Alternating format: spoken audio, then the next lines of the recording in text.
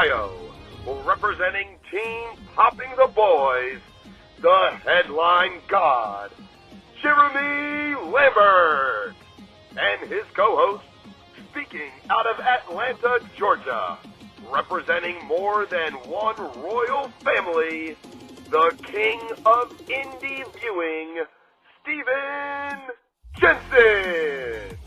And this is the Spotlight on Fightful. Welcome everyone to the Spotlight here on Fightful. I'm Jeremy Lambert. That's Stephen Jensen.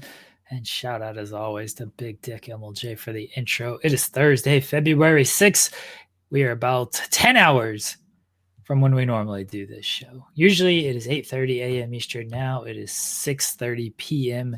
Eastern because I've moved 5 days a week for In the Weeds. But we're still here. Same show, just 10 hours later than you are used to. Jensen, how you doing? Yes, I'm doing good. I'm happy to be, excuse me, I'm happy to be doing this now out after work instead of having to wake up early. So y'all don't have to deal with me like literally waking up on stream and like getting it together and like talking about wrestling the best I can when, you know, we were just trying to make it work for as long as we could. You know what I mean? Like me and Jeremy, we like doing the show. We obviously like interviewing wrestlers and YouTubers and promoters and that kind of stuff for the show as well. But it has to work with my shoot job schedule. And so for the longest time, we were doing it before I went into work.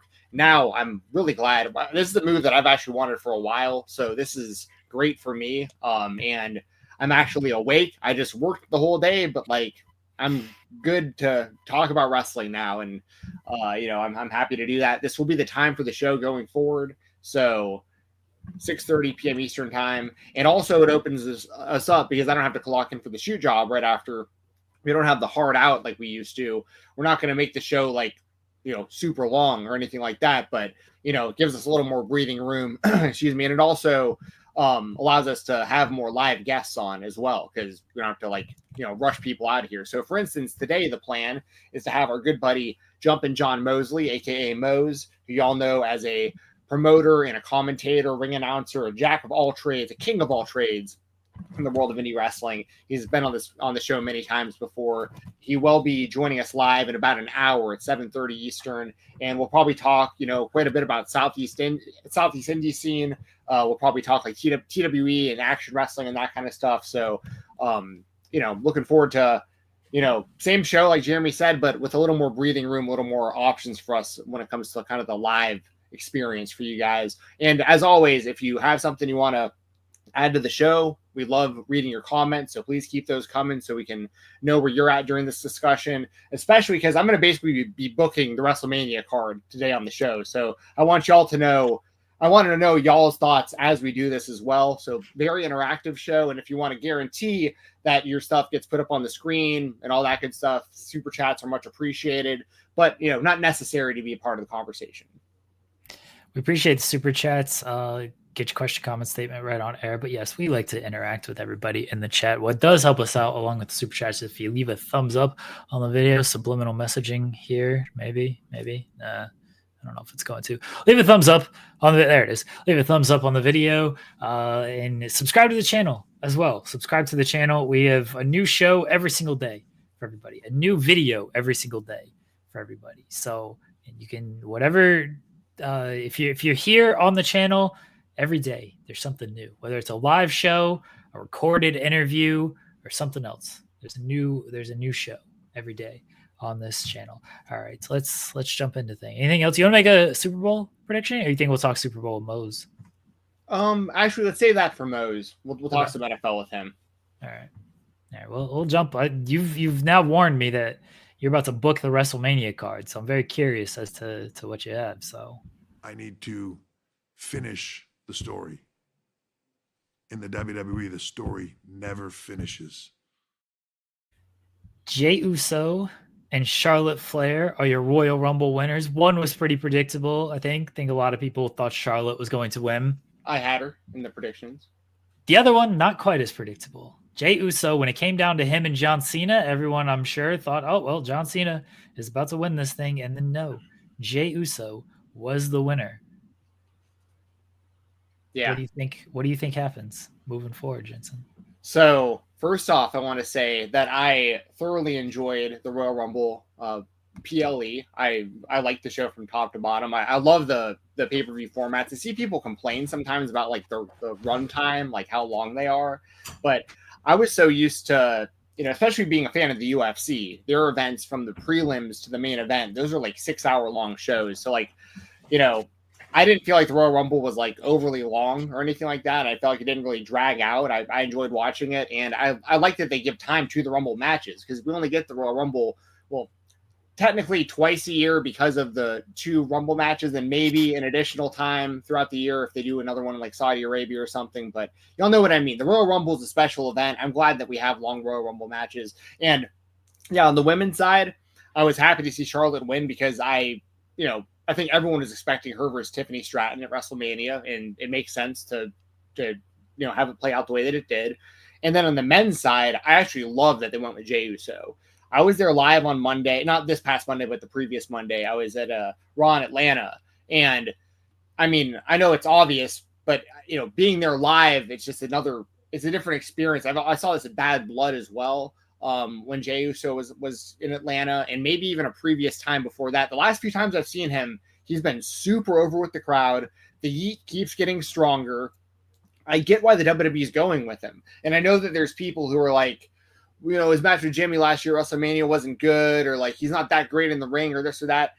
I don't really necessarily disagree with that. Like, I don't think it was a good match last year, WrestleMania, with him and Jimmy, but like the story was just so much bigger than that, to where like at this point Jey is so over. And by the way, his match with Gunther at Saturday Night's Main Event was really good, and the crowd really wanted to see him win the championship. And I think the WWE management really took notice of that as that was happening, and they were like, damn, like the crowd wants it. We should. And I don't see a scenario where he gets that close to winning the title at Saturday Night's Main Event, then actually wins the Royal Rumble, and then goes to WrestleMania and loses a rematch with Gunther. So like, I think Jey Uso is not only, this is where we're starting to get controversial here, and we're going to probably start arguing. I think night 1 main event of Mania is Gunther and Jey Uso, and Jey Uso wins the title in the main event, and that show ends with the crowd yeeting. How they want the Danielson yes moment, with the yeets, and that'll end WrestleMania night 1, I think. Why do you think I'm going to argue about that? Because we're going to wind up in a scenario where Roman Reigns doesn't main event either night of WrestleMania, and I think you're going to argue that he's going to main event.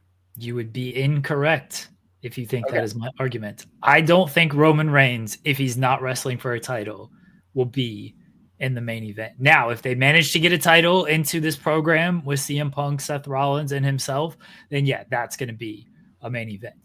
But without a title, I don't think he's going to be one of the main events. Now, how set are you on, because I didn't watch too much of it, but I know that you and Joel talked about the possibility of a triple threat match, CM Punk, Roman Reigns, and Seth Rollins. I do not think that's what's going to happen. I'm actually very confident that the main matches of WrestleMania this year, mark my words, write it down, diamond hands once again, going into this year's WrestleMania. This is what I've got for the main matches. We can go even deeper than this, but just like the main top matches is what we're talking right now. Main event of night 1, Jey Uso versus Gunther. Jey Uso defeats Gunther. Main event of WrestleMania night 1. The only thing that could change that potentially is if they want women to main event one of the 2 nights, which I would understand. And I think in that case, it'd be interesting, because I don't know if Charlotte and Tiffany is like honestly a big enough main event compared to what else is going to be on the show. But Rhea is massively over. And if they do Rhea versus maybe like a Jordan Grace or something like that, like a big dream match, like maybe something like that could be really cool. But I'm going to go with Jey Uso and Gunther night 1 WrestleMania main event. CM Punk is going to win the Elimination Chamber, and it's going to be CM Punk versus Cody night 2 WrestleMania main event for the title, and Cody will retain on that show. So I think what's going to wind up happening at the Chamber is whatever favor Heyman owes Punk, that's going to pay off for Punk to get him the win in the Chamber. That doesn't even necessarily mean like Roman Reigns is the one who helps him. This is where, for instance, if like Brock Lesnar was still out on the table, like we have to think deeper as far as like who else Paul Heyman could have helped CM. Curtis Axel. Right. but y'all understand where I'm going with this. We're like, there's a deep roster of people potentially that, including Roman Reigns, including other bloodline members also, that, this deal's between Punk and Heyman. And I think Heyman's going to come through and make sure that Punk wins the Elimination Chamber. So we're going to get night 2 main event will be Cody versus CM Punk. The big diversion, everyone thinks, John Cena is going to win and John Cena is going after his championship at Mania. I think John Cena will get number 17, but it won't happen at WrestleMania. I think at WrestleMania, it's John Cena versus Logan Paul. And that match is going to be massive mainstream. And the seeds are already being planted for it as we speak. So, and that of course leaves the other big match being Seth Rollins versus Roman Reigns 1-on-1. And that one obviously writes itself. They have enough history between the two. Even last year's WrestleMania, Roman Reigns decided to hit Seth with the chair instead of Cody, led to Cody beating him. Obviously you can do Seth and Roman, and it's a huge match with or without a championship, with all the story and everything involved. So that's where I think the main matches of WrestleMania are headed. Okay. I don't fully agree. I like that you've laid it out. I like that you've got everything put out there, and logically as well. Like, there's a way to get to all of these matches. So I respect that. I don't think that is going to be the plan, but I'm not going to pretend like I know the plan. I know the reports of Rollins, Punk, and Roman. That was clearly something that was set up at Royal Rumble. By the way, was my favorite part of the whole Royal Rumble was not the elimination, but like after the elimination when those 3 guys were fighting each other. Like, that was, dude, the way Seth Rollins like double mushroom stomped Reigns' head on the out. That was brutal. The way, so dude, no, I'm with you that, like, I'll just for the record, because I didn't bring it up just then, that was my favorite part of the entire Royal Rumble, was those 3 guys fighting after they had all gotten eliminated. So I know the report is out there. I don't know if that's going to be the plan, because I don't know if Jey Uso and Gunther is the actual plan. I'm not sold on that. I think that's a red herring, and I think it might be Jey Uso and Cody Rhodes. Or it might be Jey Uso and somebody else. Maybe Gunther loses the title between now and WrestleMania. But I'm not sold that it's Jey Uso and Gunther, because the story of Jey Uso and Gunther is pretty similar to what they did last year with Sammy and Gunther. It's beat for beat, nearly identical. And we just saw Jey and Gunther 2 weeks ago. So why go back to that match at WrestleMania? Because I do think Jey is going to be in a main event match if Roman isn't fighting for a title and if Cody is a champion, assuming Jey's not facing Cody. I do think Jey is going to be in a main event match. I know you seemed like you were surprised that I thought Roman might be. I don't think Roman's going to be in a main event match if he's not fighting for a title, because I think Roman understands he doesn't need to be a main event. He is, but he knows he is.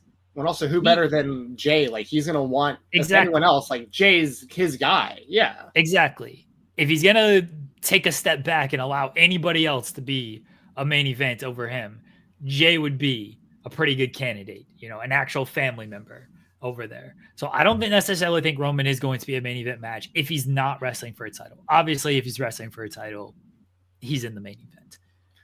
But I don't know if Jey Uso and Gunther is the actual match. I think it could be something completely different. One thing I've pitched this week is one main event is Cena, Cody, and Jey. That's night 1 main event. That's for the undisputed title. And then the night 2 main event is Seth, Punk, and Roman for the world heavyweight title. I think Seth maybe beats Gunther leading up to the Chamber, and then that becomes a title match. Or not leading up to the Chamber, leading up to Mania after the Chamber, and that becomes a title match. I doubt that they do that, but once again, like you were saying to me, like, I understand you put together reasons that would make logical sense as to like why they could do something like that. I think it's possible that Gunther loses the title before WrestleMania also. I do think that's a possibility, but I do think the end result's the same, where Jey Uso is going to win the world title at WrestleMania. Because like the thing with him is, regardless of, once again, I want to give him credit. Like the Gunther match at Saturday Night's Main Event was very good in my opinion. I thoroughly enjoyed it. But I also get that like a lot of what Jey Uso is doing is just like punches and super kicks where the fans can yeet with him as he's, yeet and no back and forth. It's like the fans can interact with it. Doesn't necessarily create like quote unquote 5-star matches, but that doesn't. John Cena had the 5 moves of doom, like the Hulkster did, 5 things: punches, boot, leg drop. You know what I mean? Like Kevin Nash, one of Kevin Nash's moves is literally doing this to his hair. Like he'll admit it himself. Like part of his moveset is putting his hands in his pockets, like Orange Cassidy. Back before it was cool. You just stand around. I remember seeing an interview of Kevin Nash's where someone literally said, "Hey, why do you always stand around with your hands in your pockets?" And he literally said, "Because it looks cool." I mean, like that's, Jey Uso is massively over, and the WWE audience is constantly asking. Wrestling audiences in general are constantly asking to push new talent, and he has been organically pushed and has organically gotten over year over year over year to the point where, like, this would be different if this was Cody Rhodes in the WWE Championship, which I know that you brought up the possibility of that happening. I doubt that happens, but like, I think either way, Cody's retaining at WrestleMania. That's a big part of this too. And obviously I'm biased. I don't agree with that. I think no matter who he wrestles, he's going to retain. Like this is not going to be a short title run. It's been a year already. Roman had it for over 1,300 days or whatever. I mean, I'm not saying Cody does 1,000 days, but it's gonna be closer to 1,000 than it is 300. We gotta rewire of what is short and what is long. He's had it for a year. That is a long title reign. Anything over a year is a long title reign. It is, but not long enough. He's their guy. He is their guy. And Jey Uso has the chance now to be one of their guys also. He already is one of their guys. He gets the biggest reaction of almost anybody on the show. And I mean, I think he'll be rewarded for it at WrestleMania. I think he's gonna get the champion. And that's why I think it makes sense to keep it on Gunther, because at least I know it is very, very similar to the story they told between Gunther and Sami Zayn last year for the IC title. I completely agree with that. But I could see them basically doing it again. The only other thing I could see is if Rollins was to win it before WrestleMania, for instance, and we got like Rollins versus Jey Uso, maybe something like that, and that would open up CM Punk versus Roman Reigns one-on-one if they wanted to go that route. But I'm pretty confident in my card though. And I don't think they're going to do like multiple triple threat matches of like the main events. It'd be interesting if they did, but I don't think Cody retains if he faces Cena. I don't know if Cody retains if he faces Jey Uso. CM Punk, there's a shot at Cody retaining because I could see them wanting to not stick it to Punk because he's there at this point, but prolonging that moment for Punk, because Punk's moment is just being in the WrestleMania main event. He doesn't necessarily have to win in the main event, but I could see Cody winning if he faces Punk. But if he faces Jey Uso, I don't think he wins. If he faces John Cena, I don't think he wins. And then, what other options are on the table? A rubber match against Roman? I don't think he wins that either, honestly. So I would say this. I think if it's a rubber match against Roman, I think he would win. If it's against CM Punk, I think he would win. If it's against Jey or Cena, I could see Jey or Cena winning. The thing with Cena is it depends on what route they're going to go for the whole, because he's going to finish in December from what we understand, right? Like he's going to go all the way till the end of the calendar year. So I could see a scenario if it's John Cena versus Cody Rhodes at WrestleMania. I could see a scenario where John Cena wins the title from Cody and Cody beats Cena in Cena's last match in December. Like Cody gets the title back and they pass the torch officially to Cody at that point. I don't think Cena is going to hold the title for that long. I think if Cena wins, he is going to be a relatively short champion. Joel pitched something that I really liked. Cena wins and Jacob Fatu beats him on the Raw after Mania, and Jacob Fatu is made as the champion. Yeah, I mean, that'd be pretty wild if they did that. What do you think Jacob Fatu is going to do at WrestleMania? Him versus Solo or something? Maybe. I don't know. Solo's been off TV. He wasn't even on the Rumble.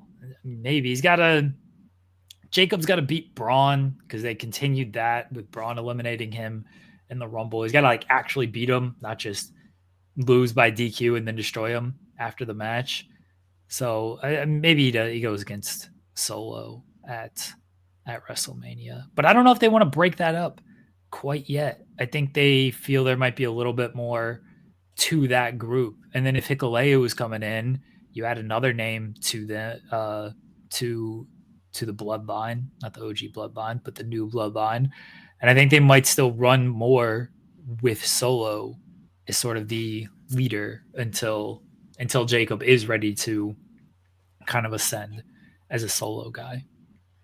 Do you think, because that reminds me of Braun Breaker, like, do you think at WrestleMania, because they've teased Braun versus Penta, they've teased Braun versus Jacob, they always talk about Sheamus trying to win the Intercontinental Championship, like I have Breaker versus Sheamus penciled in because I think that they're going to do him and Penta before WrestleMania. Like, I think we'll get that before Mania at some point. Do you think they're going to do Sheamus versus Braun Breaker for the IC title, or do you think it's Breaker versus one of those other guys? That might be the ladder match. They might do the IC title. That's a good call. Because it feels like they're going to do a women's ladder match, probably the US. And then because Chelsea loves ladder matches, and that's how you get the title off of Chelsea. And then the men will probably have some type of multi-man match as well, whether it be the US or the Intercontinental title. I don't know what they're doing with the US title. Nakamura has it. He's had like one title defense. And I don't know. His reign has been nothing. It's been a nothing reign. I have him like on my list of matches. I have like a bunch of matches like between people that I think will actually like have a good chance of happening. And then like at the bottom, I have just like names of like, I don't know what they're going to do, but they're going to be on the card somewhere. Probably Nakamura was one of those. Like, that's where like, if they were on the same show, not that the brand split really matters to me to begin with, but I think it'd be cool if they did like Nakamura versus Penta at WrestleMania. Like, that'd be like, so, you know, out of the box. Like, we had like a match we'd never seen in the WWE, and it'd be something different that's different than anything else on the show. Let me go through a couple more of these matches real quick that I've got that I think will probably happen at WrestleMania. It looks like McIntyre versus Damian Priest looks like a lock, and people have been talking about that one. Sami Zayn, Kevin Owens, I think they'll do that again. That looks like it's pretty I don't know about that one. I don't know if that goes to Mania. Because you got to factor in. Do you have Randy factored in? I have him at the bottom. I don't know who he'll be against, but I have him like on the list of like someone who needs something for the show. Okay, I think Randy and Kevin might be the match, and they might do Sammy and Kevin in Toronto because you got to get Kevin booed in Canada, and going up against Sammy is about the best way to get a boo. He'll probably still get cheered, but if you're looking to actually get him booed, going up against Sami Zayn is probably the best way to go to do it. It would be sick though to see Sami Zayn and Kevin Owens at Mania again, now with like, you know, less restrictions where they can hit package pile drivers and brain busters and all that wild stuff that they couldn't do because they wrestled each other I know they've tagged at WrestleMania. They've wrestled each other at WrestleMania also, haven't they? Yeah, that was the first WWE appearance of Logan Paul, right? Maybe. I know Logan's wrestled. No, he didn't wrestle in that match. That was he was there after the match because Sammy was doing the conspiracy thing and Logan was like in his corner. Right, but he wound up wrestling both guys like later on. Not that matters. Did he wrestle Sammy? He did, didn't he? Did he not? He wrestled Kevin Owens for sure, didn't he? He wrestled Owens and Randy in Triple Threat. That was Mania this past year. That's right. I forgot that. Logan ever wrestling. Maybe I'm confusing him and Rollins. He wrestled Rollins. Yeah, he wrestled. WrestleMania. Yeah, that was a WrestleMania. I don't think he's ever wrestled Sammy. Yeah, he hasn't. They've just been together in the Rumble. Have they ever done Logan Paul versus Randy Orton? I don't think they've done that one. 1-on-1? That was, again, they did the triple threat match last year with not Logan. No, not 1-on-1. Because Logan's had pretty limited 1-on-1 matches. Yeah. True. I'm pretty set on Logan and Cena if it's not going to be Cena and Cody. But then I don't know who Logan wrestles. I don't think we're getting Logan and Cena. Just saying. They set up Logan and AJ at the Rumble with the elimination, and AJ saying like, "Oh, I can't believe this guy eliminated me." I think that's more likely than Logan and Cena. I don't think for Cena's last WrestleMania match, you don't. Your whole principle on this is it gets a lot of mainstream buzz. Well, the match would be good too. Logan good in the ring. I think it'd be a good match. Cena's last WrestleMania match. That plus the publicity. I'm just saying. Listen, I think you're gonna get publicity regardless. Like, well, I mean, I'm not hurting for publicity. It's WrestleMania. Sure, but what match is bigger that Cena can have outside of wrestling for the world title than Logan? Logan probably the biggest thing he can do that makes any sense. You're not going to put him in like any of these other matches we're talking about for no reason. That's why I think he's wrestling for the world title. I mean, that's still possible. But I'm saying if he doesn't, then what? If it isn't Cena versus Cody, then you can do Cena and Gunther. Paul's the best option. Why can't you do Cena and Gunther? Because Jey Uso won the Rumble. Because you're thinking in that scenario, Jey Uso wrestles Cody? I'm thinking Jey Uso's not wrestling Gunther. Yeah. Well, we're going to see how this all winds up playing out. There's a lot of options, obviously. Why isn't John Cena and Kevin Owens a big match? Why can't you do that? There's no reason why you couldn't do that. It's a match we've seen, but it's been a while. Yeah, Kevin Owens made his main roster debut against John Cena, beating John Cena. It was a good little full circle moment there. I mean, I wouldn't be against that. They always had good matches with one another. And I do like the idea of Logan Paul versus AJ Styles, by the way. If they wind up going that route, I'm all good with that. And I still love AJ. I still think AJ is one of the best in the world. When he's healthy, I mean, obviously we just hope he can stay healthy because he's had a bad string of injuries the last few years. But, I mean, I've always been an AJ Styles fan.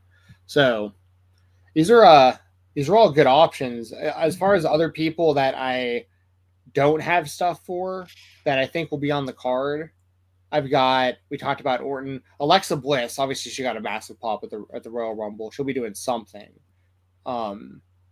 Jimmy Uso might wind up against like Fatu or someone else that's involved with the Bloodline thing, but Jimmy Uso, I'd imagine, will be on the show somewhere. Rey Mysterio is another one. They got to figure in Rey somewhere. I don't know if it'll be just like a multi-person thing with LWO or like they go back to him and Dom because they need something for Dom. They could do Dom and Finn, but I don't know if that's a big enough match like to be on WrestleMania or not.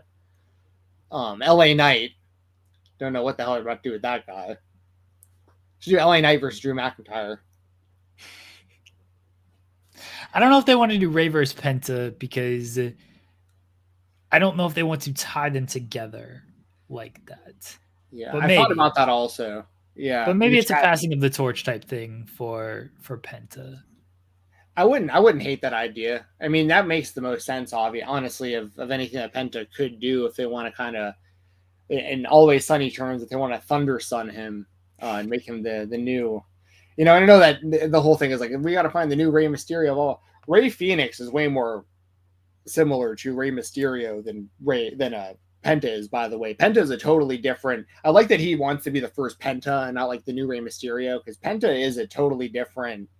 Like he obviously has a lot of lucha skills, but like he's not like aerial based in the same way that like a young Rey Mysterio or that like his brother Rey Fénix is. He's way more well rounded as far as like the way he can chain wrestle or do power moves and his character. Like I even said it before he got signed to the WWE. I was like, when they sign this guy, they're gonna make a big deal out of him, and I can already see like the pyrotechnics and the regalia, like the whole thing is like he seems like they make Penta seem like he is a big international megastar, and like I could definitely see him in Rey at WrestleMania. Like but like you said, the only reason I would have anything against it is because it's almost like so cliche that it's like they always try to get like the next masked wrestler in there with Rey, have Rey like, give them the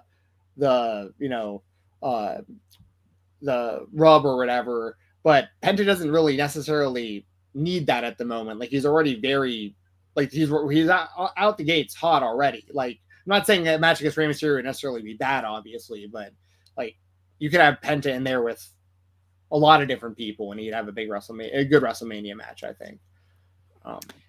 Yeah, Penta and Ray makes sense if that's where they decide to go, but it being cliche is also why I'm like, I'm not sure.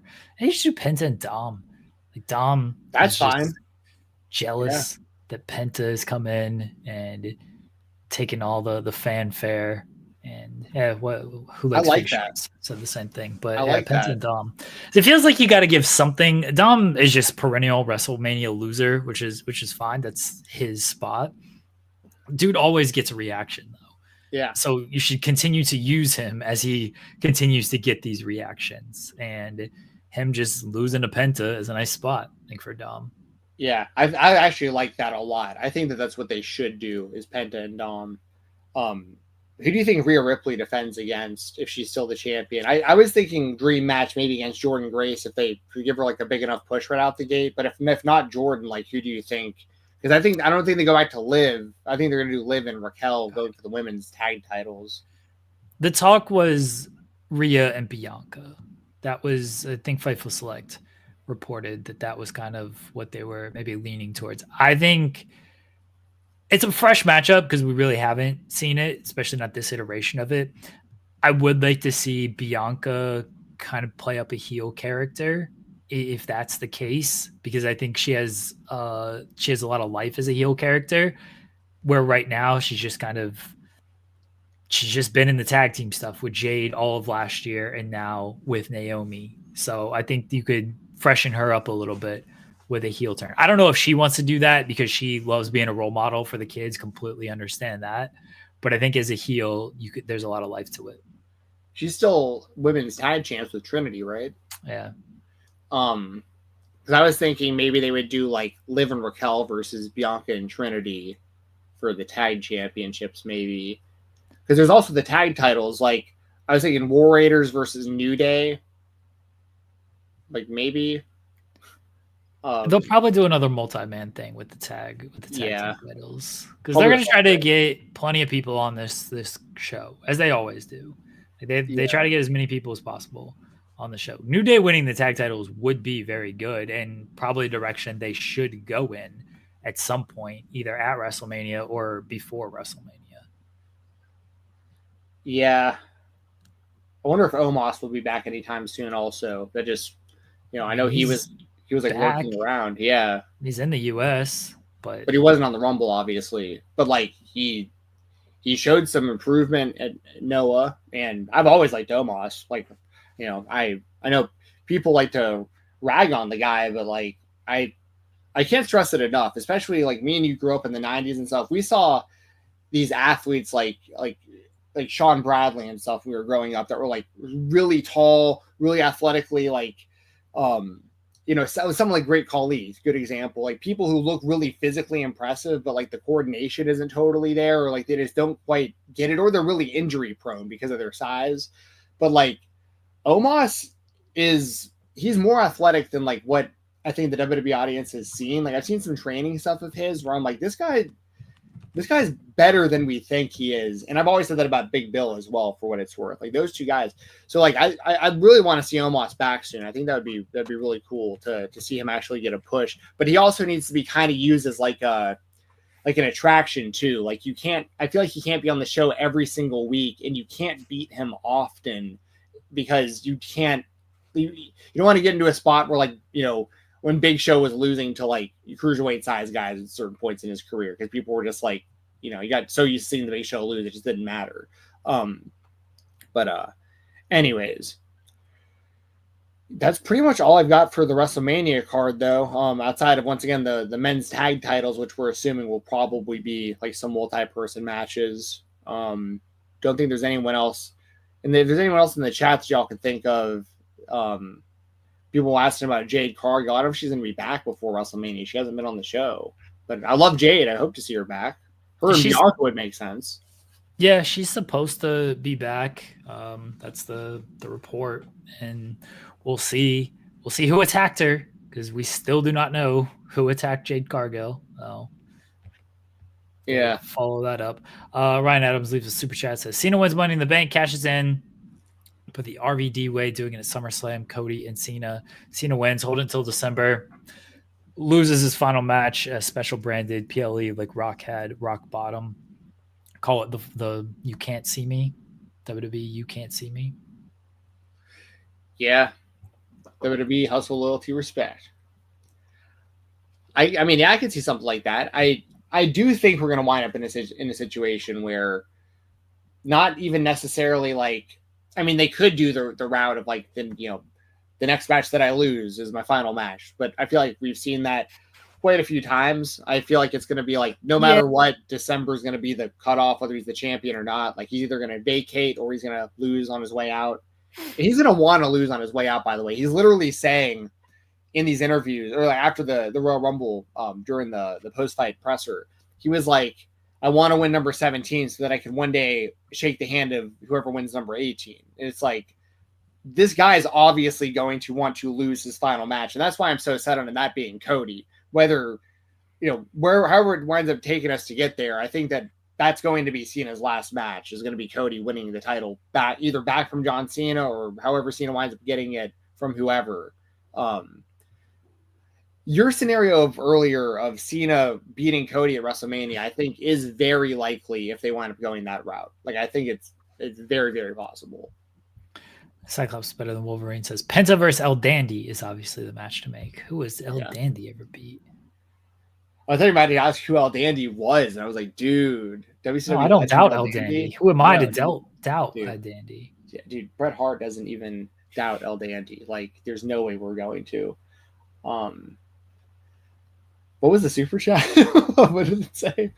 Penta versus El Dandy. I don't think we're going to get that match. Sorry. No, unfortunately not. But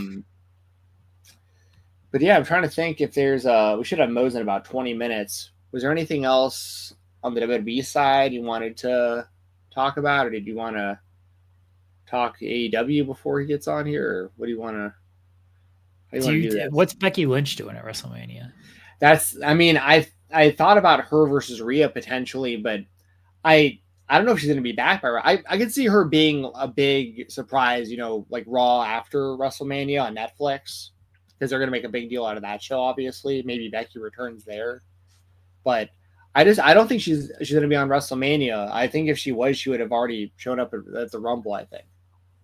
Okay, I don't fully disagree. Like, now it feels, if you're going to bring her back, you got to do something with her fairly quick. And Becky can slot in anywhere. I think Becky and Liv is a match to make, because that was her last match. She lost in the cage, and Dom helped and everything. So I do think like Becky and Liv could be a big WrestleMania match.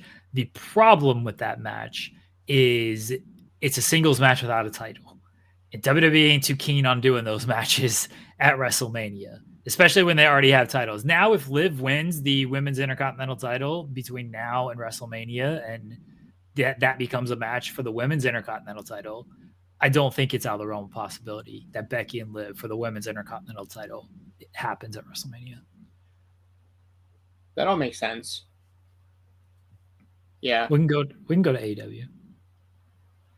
Yeah, let's do it. Over 1 million fans and a great number in the demo tuned in. It was a great show, and I think it's been a run of great shows.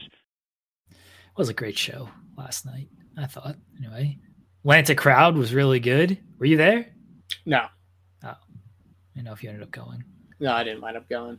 But it's not close to my area of Atlanta. Like, gotcha. they've changed venues over the years here in Atlanta, and it's just this was a drive I didn't want to make back and forth. Fair. So AEW last night headlined by Swerve Strickland and Ricochet. Ricochet getting the victory. He got his hands up as Swerve was coming down he was praying, please, man, don't hit me. And what happened is he got hit in the groin. Swerve did. And then Ricochet hit him with a recoil, pinned him, took the jacket afterwards. What'd you make of this match, Jensen? I thought it was a good showing. I was kind of surprised that Ricochet wound up winning. I mean, really? although I can't say surprises is a strong word, you know. Like I wasn't necessarily surprised, I guess, but I guess I'm more surprised about the trajectory of Swerve than I am because this story has been obviously made to build up Ricochet, which to their credit they have done. I'm not a fan of the what's he called, like the spirit gun. Is that what he calls his finishing move? Oh yeah, I think I called it the recoil, which is not right. Yeah, this the spirit gun. Yeah, like the running clothesline, essentially the seated clothesline. Yeah, it's basically the hidden blade, but like a clothesline instead of like a back elbow. Yeah. The only problem I really have with that, and it's similar to how I feel about Ospreay, like I don't necessarily think Ricochet needs to go up and do a 630 every time he wrestles or try to go back to doing double moonsaults or anything like that. But like when you're that talented and like you're that well known for like that style of wrestling and your finishing move is just like a seated clothesline, that's kind of lame to me. It's just me being honest. Like, outside of that, I mean, we've come a long way from Ricochet starting the whole, you know, being kind of the nerdy, annoying guy that like the Hurt Business punked out to getting, you know, toilet paper thrown at him to now he's, you know, with the scissors and what he did to Swerve leading into this. I mean, I think they've done a good, he has bounced back well from that, I think. So that's really my only dilemma with it is like where they're at with Swerve. Like that's really, but ultimately, because you know they're gonna have more matches, so like this is gonna get dragged out. It's just a matter of like how long are they gonna drag it out for? Like it's good right now. I think Ricochet looked good, Swerve looked good. The match was entertaining. That power bomb on the barricade was nasty. Yeah, and that takes a lot of skill from both guys. Like for Swerve to stand like that and hold Ricochet up like that, like and with the balance and everything, like that's. And then he's got to drop Ricochet right in the right spot, and Ricochet's got to hit that barricade perfect. I mean that, but it looks sick. I don't know if I've ever that's something you see in like WWE 2K, where like, you know, you don't really see it happen in real life. That type of move really. So and like you said, at the end of the match, you know, he took the jacket, he pushed over Prince Nana. I mean this. I guess I'm interested to see once again, like how long this goes on for. Like, what do they actually do with Ricochet going forward? Because there's not that much far, like higher to go from here outside of being a contender for like the world title or like being in like that really upper mix. Because Swerve, although Swerve's been losing big matches recently, he is a former AEW world champion. He is viewed, in my opinion, as a perennial upper card to main event level guy. So like it means a lot for Ricochet to beat him. So you know, what do you think? Like where do you think Ricochet goes from here? And like do you think Swerve gets the win back? And like what do you do with Swerve? Either because Swerve's also coming off the loss to Bobby Lashley. And then like the bigger loss to Hangman not long before that. I mean, just seems like he's in a weird spot. I think Swerve is sort of bulletproof to where these losses and these big matches aren't too big of a deal. I do think he actually gets the win back. I think he gets it back at Revolution. I think they do some type of street fight, brawl, whatever no DQ stipulation you want to add to it. Call it what you want. Some type of no DQ stipulation at Revolution. I think that's when Swerve beats Ricochet. I was a little surprised that the scissors didn't come into play because those were a pretty big deal. They made a big point out of those, rightfully so. I thought Swerve was going to hit Ricochet with the scissors, and that's how he was going to win. I thought he should have stabbed him in the dick with the scissors. Thought that would have been a great finish. SP3 mentioned on today's show of like cutting up the jacket with the scissors, which I thought maybe that's coming. You know, now that he's stolen the jacket, maybe he will end up cutting it up. I think the scissors are going to come into play at some point in the next couple of weeks. And yeah, I think we're going to get some type of blood match going at Revolution. And I think that's where Swerve gets his win back. I think that's probably everything you just said. I think will probably wind up playing out. I think Swerve will get the win back. I do think the scissors will come into play in whatever next match that they have. I don't think they're gonna call it. What do they call it in Lucha Underground? Him and AR Fox's match. It's like I can't remember what they called it. The basically the death match they had in Lucha Underground. They can't call it that. But, oh yeah, it was called the I can't remember the name of either. I'll look it up. I call it the Weapons of Mass Destruction, but that's not it. I know that isn't right. Yeah. Chat might actually remember it before I can look it up. But yeah, my memory on that is not the best. Joe said Hell of War. I don't think. Hell of War. No, that's right. It is. Is that it? Yeah, okay. Good call, Joe. Thank you for getting that in there. But yeah, I don't know if they can call it that for like legal reasons. I don't even know what the state of Lucha Underground even is technically, as far as like who owns it or like what they can and can't reference on national TV regarding it. I mean, WWE's mentioned it recently. They mentioned during Penta's debut that he was a champion. They mentioned he was a Lucha Underground champion, a CMLL champion, and they mentioned everything but AEW. They mentioned TNA, nothing about being a champion in AEW, of course. They could mention Lucha Underground. Swerve has mentioned Lucha Underground in the past. So yeah, they talked about Kill Shot. He's made a Kill Shot reference. So I'm pretty sure they've referenced Lucha Underground. Maybe not so directly, but I don't know if they'll call it Hell of War, or they'll just come up with a different type of name for it. Yeah. But I think it's going to be some type of blood match at Revolution. Yeah, give us something like that. One thing I'm going to request, although I do cover a lot of deathmatch wrestling for the Weekender, and this is not me advocating against deathmatch wrestling. You guys know that I am a supporter of all types of wrestling, and I want wrestlers to be able to go out there and perform. But I don't want to see like scissors through the cheek.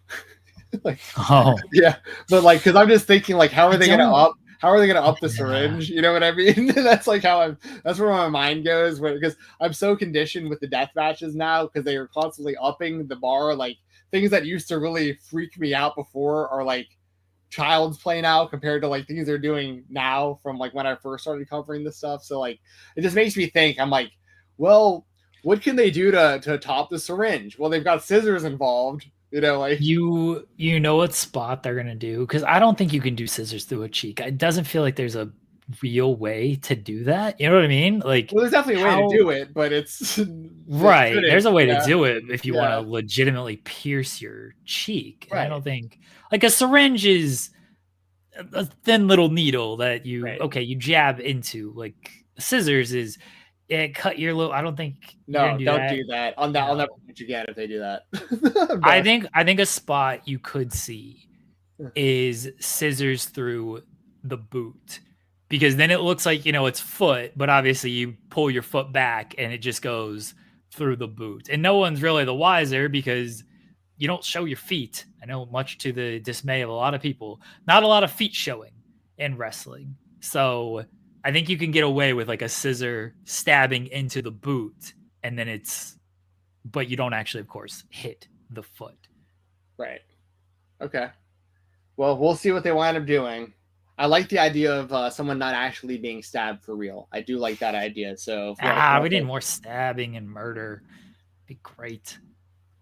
I was advocating for Ricochet to stab Swerve in the dick. Yeah, dude, just cut his fucking dick off, bro. Yeah. That's wrestling. Why not? Dude, I've seen weirder things happen. So I mean, I'm not going to say it's impossible. The guns are back. Yeah, it's a change of pace. Yeah. The guns are back. Guns up. I mean, they're going straight to where, like, we talked about this last week. We were like, will they go right to the Hurt Business? And looks like they are. What I'm concerned about when it comes to this is not the talent level of the teams involved, because obviously Lashley and Shelton, world-class athletes. The Gun Club, very solid tag team in my opinion, have drastically improved over the years, and they're over. And I like seeing them come back. Like, and they're, even like seeing them in the ring with the Hurt Business put them on kind of a different level for me too, because of seeing like how large Colton in particular is matched up with those guys. Like he's physically like larger. I mean, he's not as like thick as Lashley, but he's like, he's like a larger guy than like Lashley is. And I'm like, damn, this is, it has made me kind of feel like they were just kind of a little more larger than life than I realized that they were, the Gun Club. And so I'm fans of all four of these guys involved. I just want to get that out of the way right off the bat. But what I'm concerned about is we're constantly talking about that gray area tweener, not babyface, not heel, or getting the opposite reaction that happens so often in AEW. The Hurt Business are heels that get babyface reactions, and the Gun Club are, at least what it looks like right now, are returning as babyfaces, and AEW obviously is going to want them to get babyface reactions. The issue that they could potentially run into is that the fans wind up split, or it goes the wrong way, where I don't, like, let me put it this way. I think that the fans are enough behind the Hurt Business, especially because of the way that those guys wrestle, that they are going to cheer them beating up the Gun Club whenever that match happens. Like, I think there's going to be fans who do like the Gun Club, and there's going to be fans that are cheering for the Gun Club. But, like, best case scenario, as CM Punk, you effing middle your top babyface, you're basically doing that, though, to be fair. Like, you're middling both teams, because best case scenario, you split the crowd.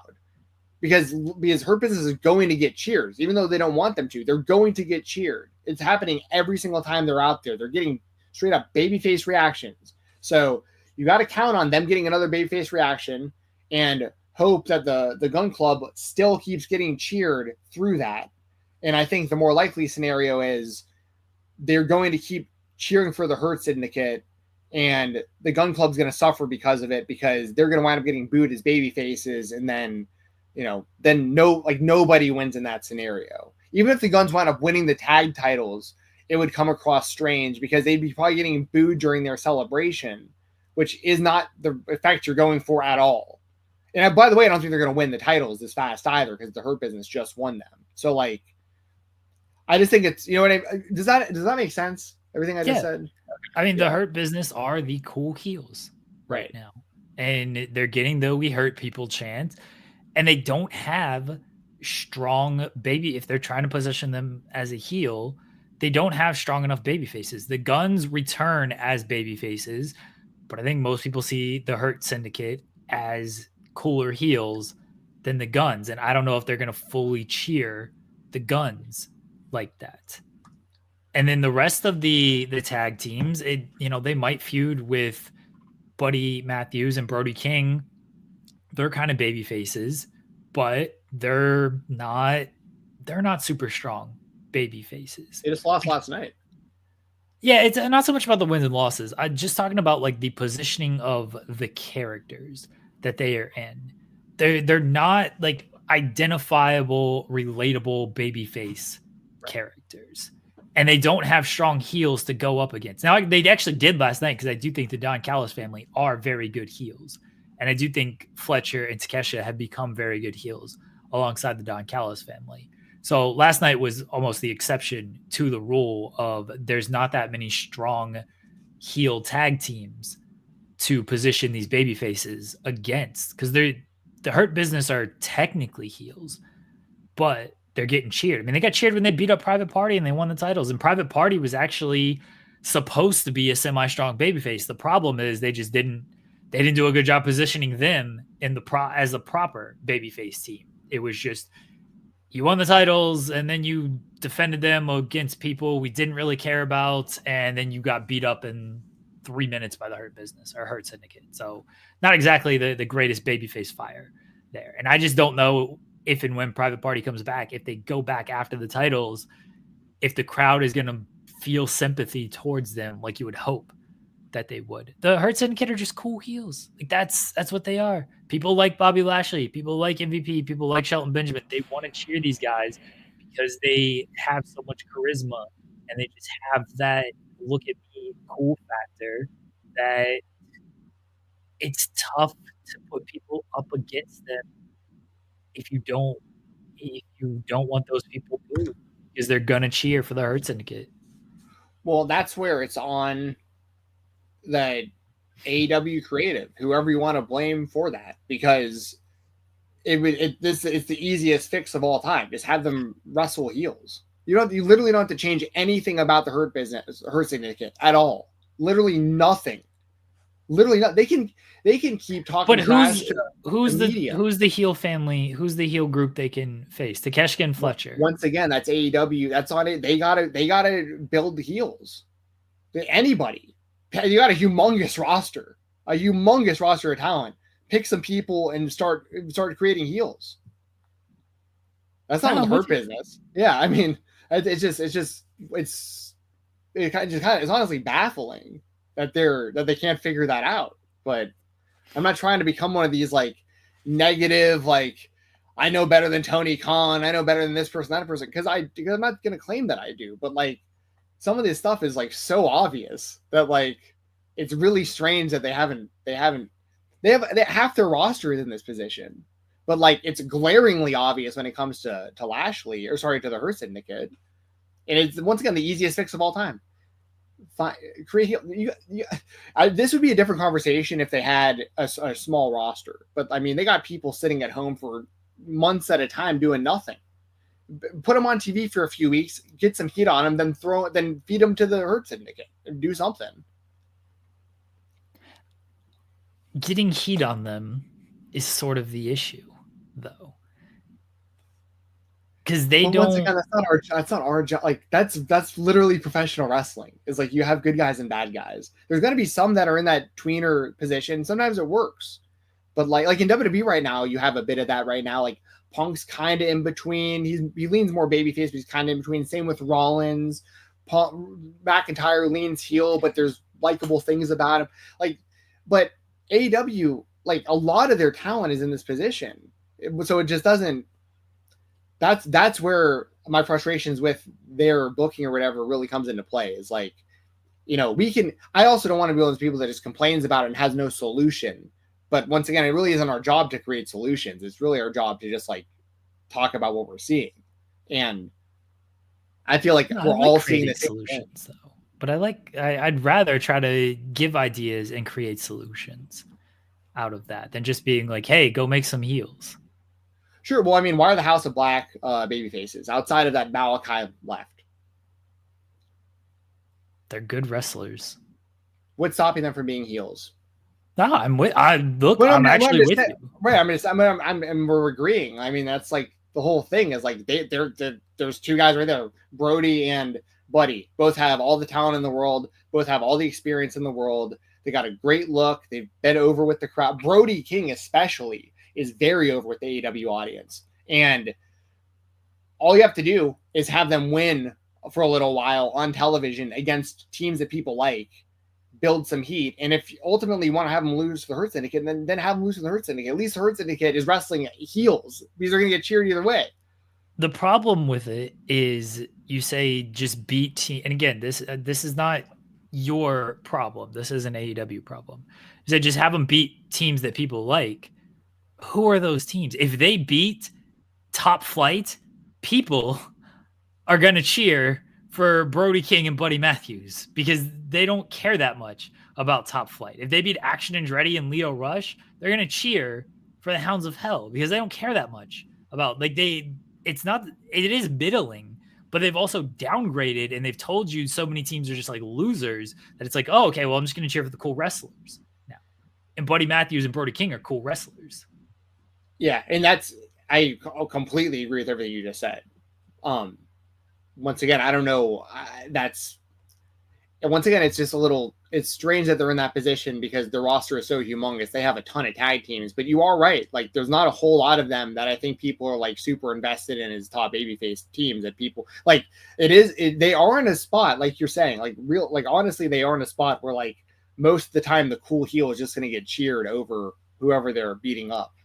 But I don't think that's necessarily a good thing. But it is the reality of what's happening. We do have a guest coming on right now, by the way, everybody. We don't want to keep him waiting any longer. Jeremy, can you hit the indie bumper, please? Maybe. I'm going to give a big motherfucking shout out. We have a live guest, everybody. joining us today is someone who has been on the show many times, good friend of ours, friend of the show, good dude overall, guy who is a king of all trades in the independent wrestling scene, all over the world at this point. But, I know him mainly from like the Southeast scene. You know him as a promoter for KOBK. He's a commentator, ring announcer, action wrestling, TWE, like I said, all over the place. We have the returning, jumping Johnny Mosley, aka Mose. Mose, I'm gonna bring you on here. Welcome back to the show. How you doing? What's up, fellas? Mose, are you a baby face or a heel? I don't know. I guess it depends on your perspective. Yeah. Oh, Do we need to man. find some strong baby faces for you or some strong heels for you?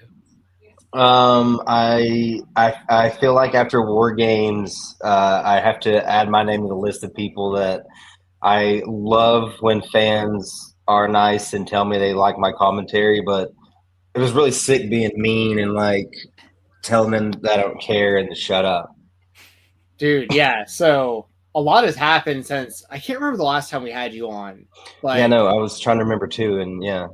But I mean, this has got to be appearance number we're nearing on probably 10 or so since we started doing the show. But you have gone through a lot, and a lot has happened since we talked last. I don't think we've had you on since War Games. Maybe we have. I can't remember. But for what Mose here is referring to is Coven of the Goat versus KOBK from TWE War Games, and that was a great match. That was a great moment. A lot of really cool stuff happened in that one. Mose got involved himself. Yes. And kind of speaking of, I was going to ask you about this anyways, but we did finally see the return of Brett Eisen recently at TWE. Obviously, you're very close with him. What's it like seeing the return of Brett? Because we hadn't seen him, at least not in TWE. I don't think we've seen him at all since War Games until recently. No, you're right. He hadn't been anywhere since that night at War Games. Man, it's always cool. Like, it's always, as you both have pointed out, and it's weird kind of looking back on it, because especially you, Jensen, like, you met me when I was like writing articles and like just trying to do anything, and now to like say I've been here and worked for all these companies and done all that, like, it's still the best to do it with your friends. Like, it's really cool. I love the big matches I've been able to call at big promotions and everything, but it's like, I don't know if there's anything as fun as calling like a Brett Eisen match, or just, being at the locker room, the venue, whatever, with Brett. Like, it just takes me back to like like just breaking in and going to all these super small Tennessee shows and learning so much. And yeah, like, and then his energy, it's always like, it always kind of raises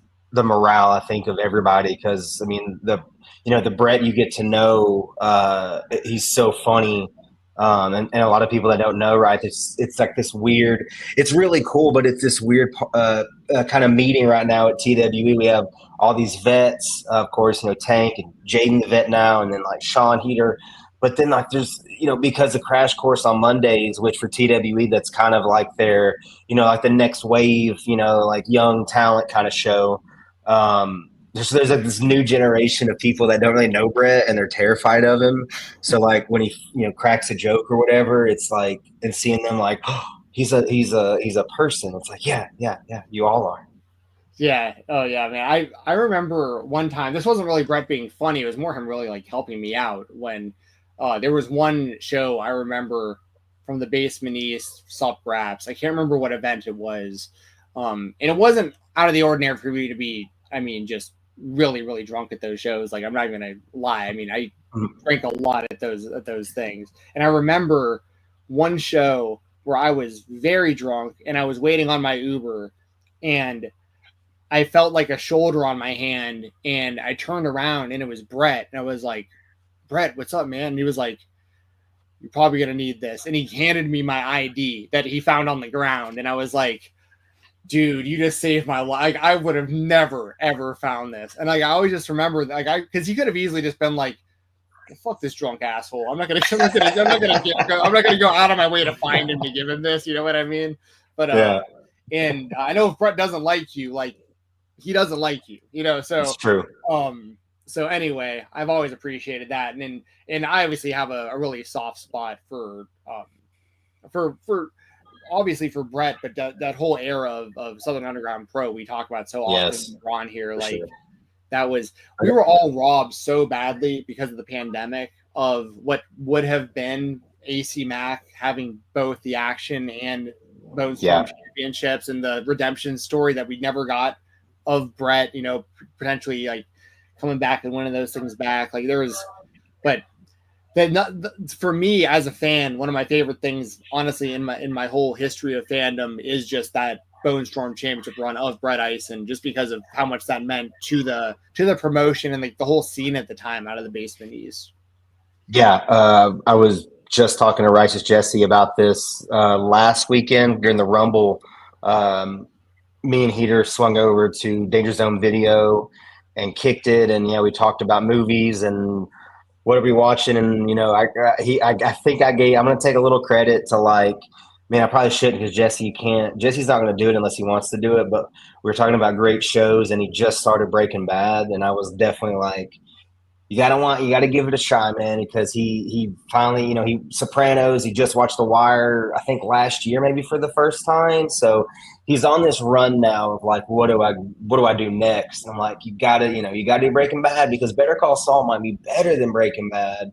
But, you gotta, so I can confirm he started it a couple days ago and he's in. But we were telling old, Subgraph stories, and I'm with you, man. Like, there's nothing, I was still chasing that feeling of a Sunday afternoon at the Basement East and just it's a nice like rainy pure day. joy. Yeah, nice. Yeah. If it's I'm like in between Cookeville and Nashville, and it's raining, and I'm like, all right, man, like we're gonna have a good day. So yeah, like that, nothing, man. I don't think anything will scratch that itch. I've pitched for years, and like, Stup's never dead. We're trying still. We're trying to maybe squeeze out at least one more. We'll see. Technically, Alec Price is still the champion, right? So correct. Yeah, you're absolutely right about that. Technically, that's still a thing, and you still. I mean, it's a lore thing at this point. You've got people that were there, and you got people probably that weren't really there that said they were there. You know what I'm saying? Like, it's that kind of thing in its own right. So, it's never going to be dead, and if I can have any kind of say at all, like, we'll get one more before I'm in the ground.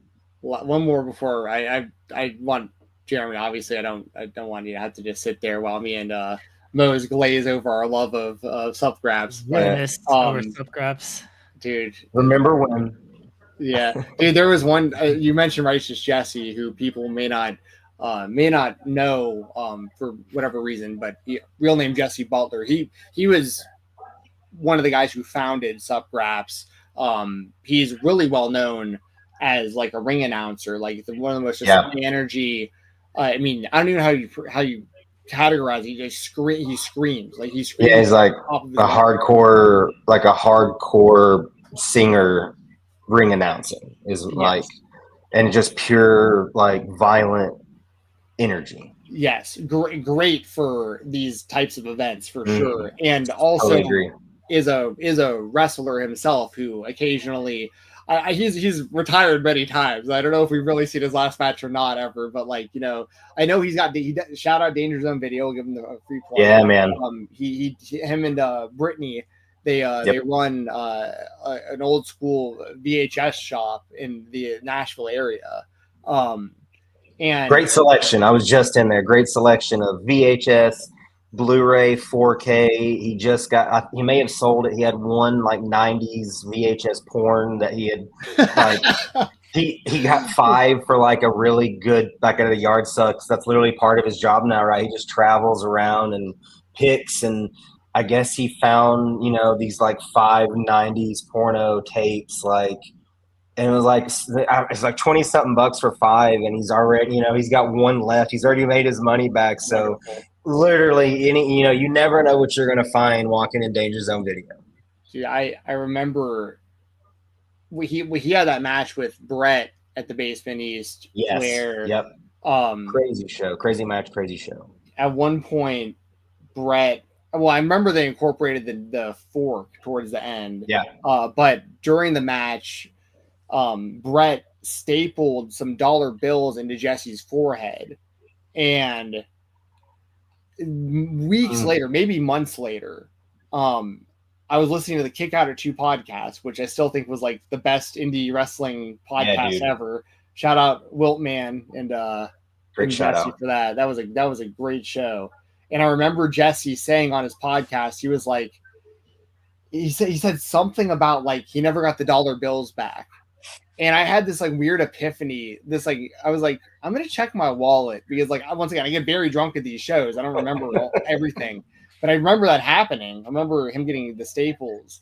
So I go into my wallet and I go through and I find a dollar bill with blood and 2 holes in it. And I was like, this is one of those. So I DM'd Jesse and I was like, bro, the next time I see you, I've got something for you. And we met up and it was at the Dojo Pro tapings. And yep. And I gave him one of those dollar bills back. I was like, dude, this is right out of your forehead, man. This is one of the authentic Righteous Jesse dollar bills from that match. So he may have it framed. I don't know. He definitely. I hope so. Yeah. If he didn't, I mean, because obviously I'm a big collector, so that's something that I would have liked to have kept. But that was the same kind of thing. If like I caught like an important home run baseball, it's like I'd want to like give it back to the guy who hit it, you know. So that's awesome. Yeah. Anyway, Jeremy, what do you got for Moe's? Oh, I wasn't going to talk wrestling at all. Are you kidding me? Ooh. Cool. I mean, NBA trade deadline was today, Mose. You know, that's where I'm at, and the Luka Doncic trade and everything. That's what I want to talk about. I know. I think we all couldn't believe it. You've got conspiracy theorists saying it's an inside job to get the Mavs to move to Vegas. I mean, that's, you know, you got just reverberations when you're just people are finding ways for it to make sense because like you said, I mean, it feels like they gave up more capital for the kid from Charlotte than they did for Luka. Like, I love Anthony Davis, but just the age and everything, like, that's just, yeah, it can't put into words how it was one of those things, man. I saw it pop up on Twitter or whatever, and I kept thinking it was like NBA Central or, you know what I mean? Yeah. It was one of those, like, this isn't real, and then it was.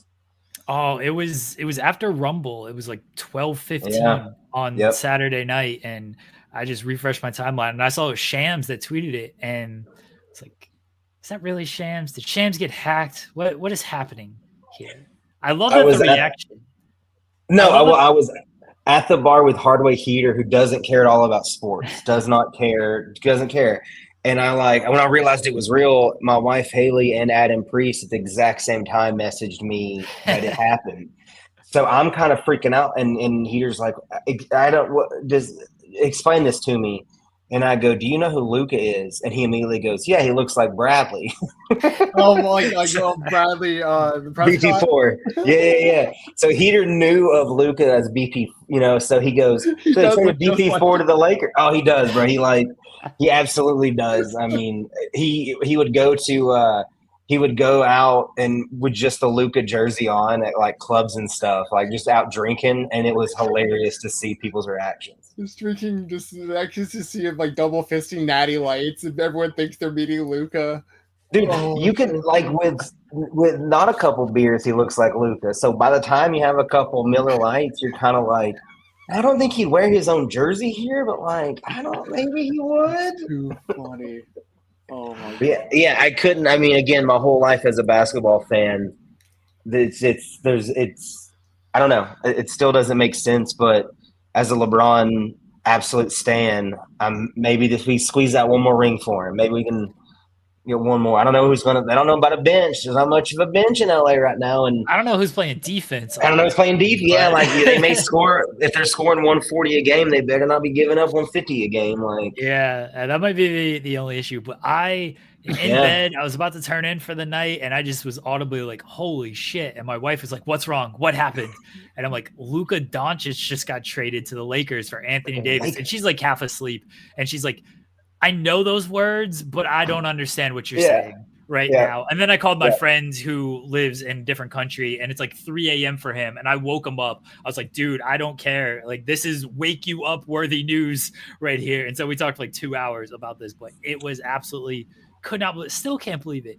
It's to me like the biggest trade I've ever seen. Like I've Yeah. been following the NBA for a while, and I tried to come up with comparisons. Like Shaq to Miami was pretty big, but the return wasn't quite equal. No. You know, Durant just got traded a couple years ago, and obviously that was a big deal. But this is a dude in his prime who just 25 years old, who just went to the finals and got traded without, like, you know, Durant a couple years ago, we knew he wanted to leave Brooklyn. Right. Shaq and Kobe, we knew things had fallen apart between them. So like there was everything seemed fine here, and it was like, nope, you're getting traded to the Lakers. Just could not believe it. Still can't believe it. Very excited to see how it plays out, though. What I don't understand is, because it seems like to me, now I'm not going to say like Anthony Davis is like some like terrible player or anything like that, but it seems like most people are saying they got pretty fleeced in the trade. Like it's not a one-to-one comparison of like, what I don't understand is if the Mavs were interested in moving Luka, why do they do it so secretly? Why wouldn't they tell the entire league, like go on ESPN publicly and be like, Luka's up for grabs, and get like you get like this craziest deal ever from someone else if everyone knew it was available. One of the things I read, because I was like Jeremy, I mean, I was like 2 or 3 days after, I was gobbling up till like yesterday was like, you know, the first day I kind of is from a sports perspective, kind of got out of the Luka bubble of like, all right, the Grizz are playing tonight, like, you know, okay. But it was to what you're saying, Steven, is like, their GM basically said, hey, you know, we didn't want a feeding frenzy. We didn't want to make this big thing and have all these offers. So we went and made the offer we wanted. But my question to that is, of all the players in the NBA, you're going, all right, we're Anthony Davis is the one. I don't know, man. Like that does not, and again, it's like, it's nothing. Anthony Davis is a baller, but he's what, 31, 32. You're talking about almost a decade difference in miles and in years, and Anthony already beat up. Like, it doesn't make sense. So I go back to, like, they're really good friends. Pelinka, the Lakers GM, and Nico, they've been friends for like 20-something years. So I don't know if like Luka pissed somebody off. You know what I mean? I don't know what the underlying thing here. It just feels too personal, too close to be like, that's the guy. You know what I mean? Like, that's the guy. I don't know if you read the stories, but one of the stories that came out was how the Mavericks kind of got rid of everybody Luka liked, like his trainer, one of the assistant coaches. You know, they didn't re-sign Jalen Brunson. Like, these are all guys Luka was like kind of close with, and Luka said reportedly that like they're getting rid of everybody I'm close to, and so people are like, yeah, they were like trying to push Luka out. It was pretty clear, like, they identified Anthony Davis and were like, we want Anthony Davis because we need to get better on defense. You know, they made the defense wins championships.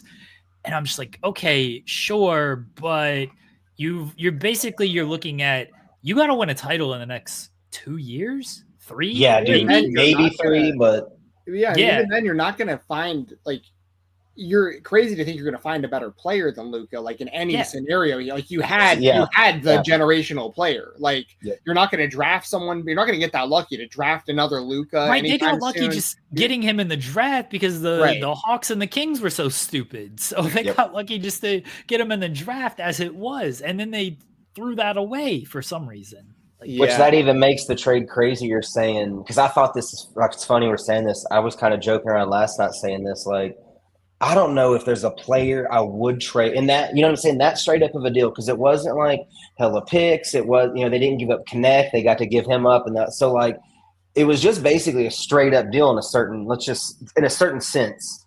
It's just so crazy that was like, I can't name anybody if I've got Luka. I don't know anyone in that straight up of a deal in the NBA right now that I would want, which again goes back to like, what are we doing here? Like, what are we doing? Like maybe LeBron, like, 10 years ago, but he's 4. You know what I'm saying? There's just no way. I said that the only players that felt like they were sort of off the table would be Jokic, Giannis, and I don't think OKC would trade Shea. And I don't think, mainly for personal Shea might be the closest to that I would do. Like, but even that, you know what I'm saying? Like, you're still, like, you're still losing, like, in a certain sense. And I don't think the Celtics would trade Jason Tatum. I think I think on the whole, like, yeah, everyone kind of recognizes Luka's a better player than Jason Tatum, but the Celtics have built such a system around him, and he does so many things for them, and it's probably underrated at this point. And there's personal relationships. They just won a title and everything. It's like, yeah, they're probably not trading anybody else. And Wemby, because Wemby is a freaking Wemby's, but, yeah, and he's younger than Luka. But like, a very less than a handful of guys, you know what I mean? Yeah. That are just not even possible. Yeah, anybody else you call and be like, hey, we're going to offer you Luka. They're like, all right, which of our players do you want? Which two of our players do you want at this point? And absolutely insane deals. SB3 kind of put it in wrestling terms. We'll try to run this back a little bit to wrestling for those who might be confused of why there's more basketball talk on this channel. He said that it's essentially AEW trading Will Ospreay to WWE for Damian Priest. Nothing wrong with Damian Priest. Very good wrestler. Also 40 and on the sort of wrong side of his career at this point. And again, well-rounded wrestler, can fill in a lot of spots.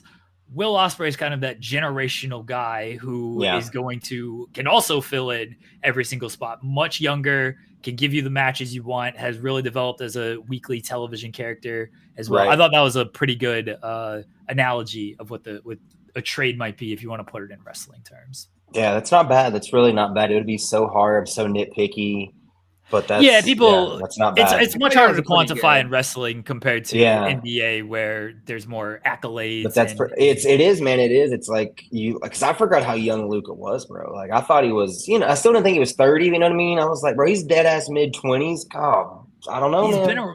He's been in the league forever. As it is, like he's already been in the league forever. He's already accomplished so much. Like legitimately, if his career ended tomorrow, he's probably a Hall of Fame player because of all his international accolades. The impact as well. Would agree. Yeah, would totally agree. Which Davis is probably a Hall of Famer too because of the numbers. Which again, it brings it back. But I know we're going to be talking about this one for like years. I think we're going to look back, especially judging where we both teams go. But yeah, for sure. I guess they're saying, I know a lot of people mentioned like that his weight could have been an issue, like that there was some sort of contention over that. But also like my thing is, unless it's actually now Luka is currently injured, right? So he's supposed to be back on Saturday. Quad. Yeah, plan is Saturday or Monday. I think they're moving the game, thinking Saturday's the move. Because I think there is something potentially to the concept of like if you're heavier, like it could be harder on like your knees or like your hips and joints and stuff because you're carrying around more weight and stuff. But at the same time, if like that isn't the case, like I don't care how fat you are or what you look like. If you can ball out, it doesn't matter what you look like. And I feel the same way about any sport. I feel the same way about pro wrestling. Like you go gain 100 pounds. I don't care if you can still shoot better than everyone else in the league and get up and down the court. I don't care what you look like. Luka could have been, down in a natty light at halftime and double fisting hot dogs. But if he's going out there dropping 50, let him do what he wants during halftime. Firmly agree. 1,000,000%, dude. Firmly agree. I'll bring it back to wrestling real quick before we lose you here, Mose. Okay. I do want to ask you your thoughts on Tim Bosby because this has been an interesting trajectory. Like I interviewed Tim Bosby for this show and that was right after he won the Action Championship. And I had asked him about Dylan Hales because Dylan came into the ring and awarded him the championship the night that he won it. And he didn't want to get too detailed in the exact conversation between those two. We run an article on Fightful about like how much Dylan means to Tim, and it actually gets a lot of impressions. Like there was a lot of people throughout the wrestling space talking about what Dylan meant to them and stuff like that. And the next thing I know, Dylan aligns with Tim. Yeah. Completely 180s, like as like a human being out there in front of us, right? And you're very close to Dylan. That's the reason I'm asking you this. What has it been like seeing kind of Dylan's transformation on the show? And like now that he's left as a matchmaker for TWE, like I just kind of wanted your thoughts on Dylan and Tim's kind of alliance and what's kind of gone on with Dylan lately, because you are so close to him. I'm sure you have a really interesting perspective on this. Yeah, it's something that for a long time Dylan has pushed for Bosby. It's why you've seen him. He's out of Memphis, so there for a long time. And I mean, he's still so young. There for a while, he was kind of just in that. I'm doing more West Tennessee, and Dylan just saw something in him, like, and it's something that I think it doesn't take a genius to look at Bosby and see that as far as a base, right? He's a real life state champion wrestler in high school. He's got a great attitude. I mean, it's hard to see how, I guess, quick he jumped to the cutthroat side of things. I mean, from Dylan's perspective, I knew he saw something in him right away. Anytime there would be a place, okay, well, who could we maybe get? It's always Bosby was kind of one of those guys. And like at the time, I didn't think much about it. I felt very much like, okay, because Dylan has always had a good eye for talent. He's usually, if he's putting energy into you, it's because he, either has some kind of game plan for you, at the very least sees something that, okay, if I give you some crumbs here, let's see what you do with them. So I just thought about it like that. So it was a weird time for me too, because I was out of the country for that show. That's like the first or second. I think I've missed like 2 action shows in all the years I've worked for them.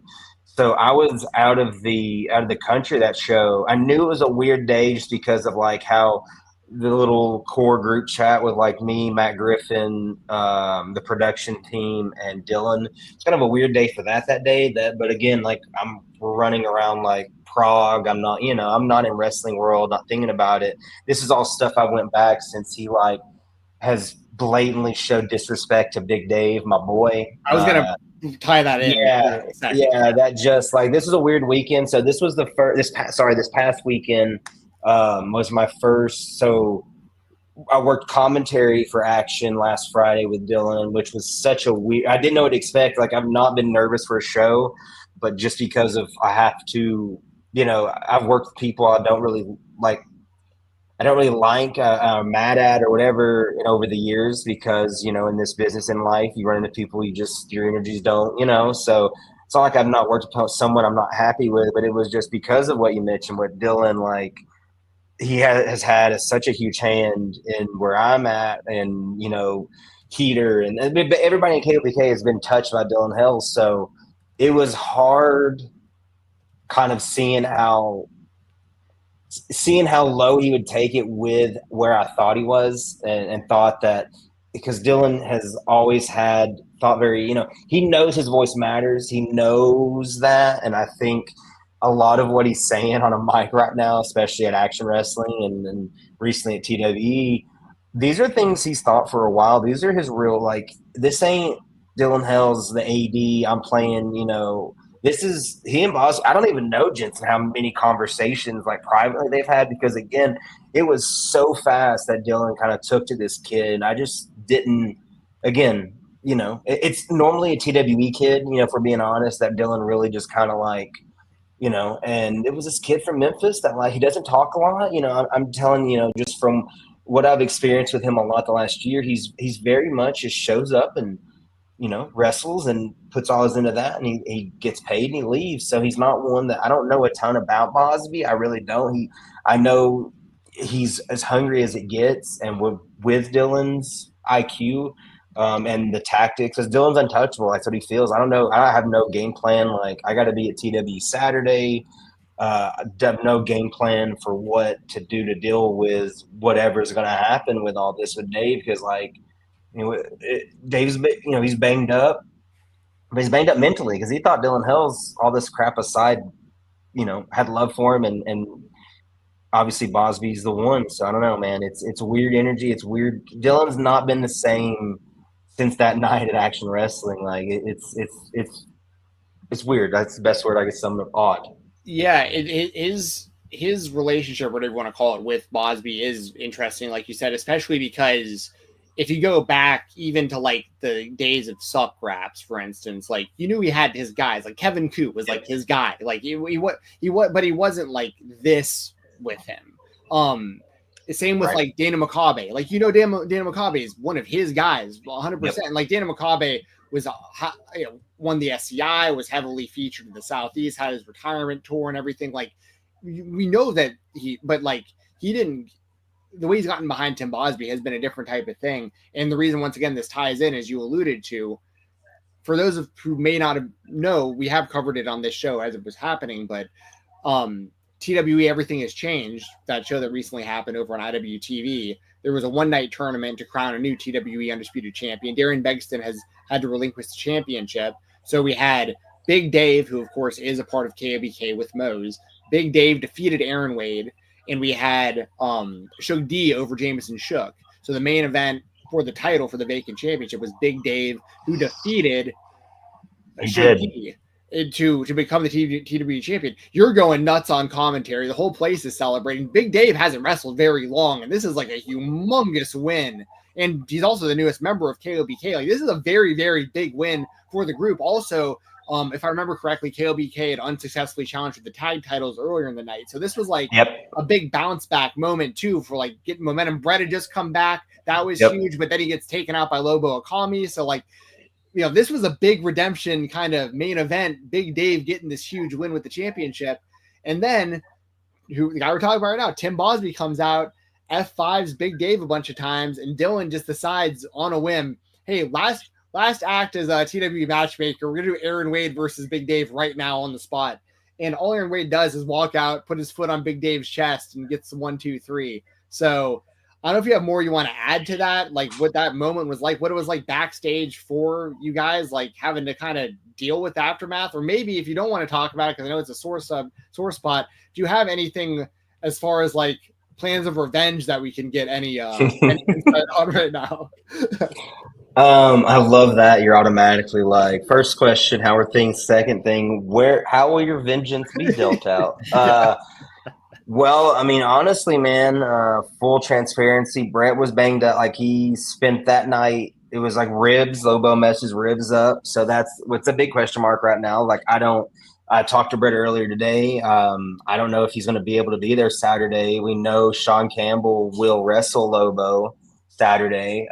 Definitely green light there for Sean, who is just coming, like, just fired up, man, and coming in 2025. Like, all this other stuff aside, he's just locked in, and he's mad, and he's ready to get that lick back. So it was hard, man. I know how hard Dave works. Anybody that's kept up with Big Dave at all knows in the last probably 2 years, outside of maybe Jameson Shook, I don't know anybody that's just itching to put the miles in. That's, you know, doing all the right things outside the ring, getting better, wanting to be with great talent, you know, wanting to be in those deep water matches. So for him to go out like that after beating Wade earlier in the night, especially, it was hard. That was the night. Usually after a show we're all together like that, it's kind of like a little hangout, but it was like, obviously they'd already ducked out.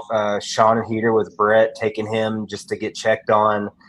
We got, you know, Dave got loaded up and just had to head home. So it was a hard night. I don't know, man. Saturday feels like it just is going to be weird. I think every week in TWE until things get figured out with Dylan and Bosby. And I have no idea about this we got to have a new matchmaker. I don't know. It's got to be somebody that's just ready to, like, give Dylan the middle finger if they have to. And that's something not a ton of people do. So I'm curious. Considered that, by the way. I didn't even think we got to replacing Dylan. No, man. Like, if I'm being honest, when he was like, "Oh man, I'm gonna give up being matchmaker," I figured it would be the normal Dylan Hells move where he gives up being matchmaker, but he just has a puppet. He's been made a career off that at times. But I have no idea. Like, I have no idea. The branch. Like, I've heard nothing from TWE outside of, hey, here, like, these are some of the match announcements. Like, cool, sick. What are we doing? Boston Nuga, new GM. No, if that happens, my 2 weeks was in 3 weeks ago, bro. You will not find anyone. Well, there are some diehard loyal fans. I don't want to take any credit away from anyone else, but how you dare can you? guarantee that you're going to see Ben front row at every one of those shows, whether he's working or not. So. I'm hoping maybe Papa Hills, maybe we can, like, because Papa Hills just spanking. Like, let's just do that. Oh, that's actually not a bad idea at all. And Papa Hills is crazy enough to, like, if it comes down to it, he will scrap. Always have a knife on him. Can't confirm. Yeah. Man, I'll never forget him wearing a dress at spring break. Like how much, like how many people just thought that was like And that the was craziest thing. his like Right. that was his. He's like, this. I just picked this one out. Like I was like, Papa Hells, you're living a life, brother. I love it. There's something that's got to be so like freeing about the idea of just not giving a fuck about what people think about you at all. Like to be just that like comfortable with who you are, and just be at like, you know, a point in your life and age or whatever. And in this scene where the wrestling world is so weird to begin with, that like, you know, it's like you might as well just go out and be who you are. You know what I mean? Like this is you have the highest chance of being accepted anywhere else in the world than like an independent wrestling show. One of the biggest, so before like pre-production stuff at TWE, we always like, you know, if it's going to be one of those nights, you know, we can tell by pre-sale it's going to be a rowdy crowd. We always have a couple things we got to point out to the security there. And one of them I've been saying is like, Pop isn't on a run right now where either his shirt or pants might be coming off during, especially a Poondog's there, like a Poondog's over there, surprise. I just gotta let them know, like we have a IWTV, we have like FCA kind of thing. We can't just like, we can't have Papa Hell's dong just out on the IW, man. Like, so we gotta, that's a Papa Hell's rule. We like, shirt's fine, but if he starts going for the belt, we gotta have somebody over there, bro. Dude, that reminds, have you all seen Trailer Park Boys? Yeah. It reminds me of Randy. Like when Randy fights, he takes his pants off he gets in his whitey tighties to fight people because he thinks it makes him like more mobile. That's the move right there. That's the Papa Hale special. Like you're about to get in the scrap, just fucking pull your pants down and start throwing hands. If Poondog is on the way to the ring, that shirt's off, he's swirling in the air, and he's thinking, can I get my belt and pants off before Poondog gets into his real like entrance in the when he's on the ring or the apron, really getting those hips swiveling, man. It's wild. You got everybody watching, listen, you got to get down to the TWE arena.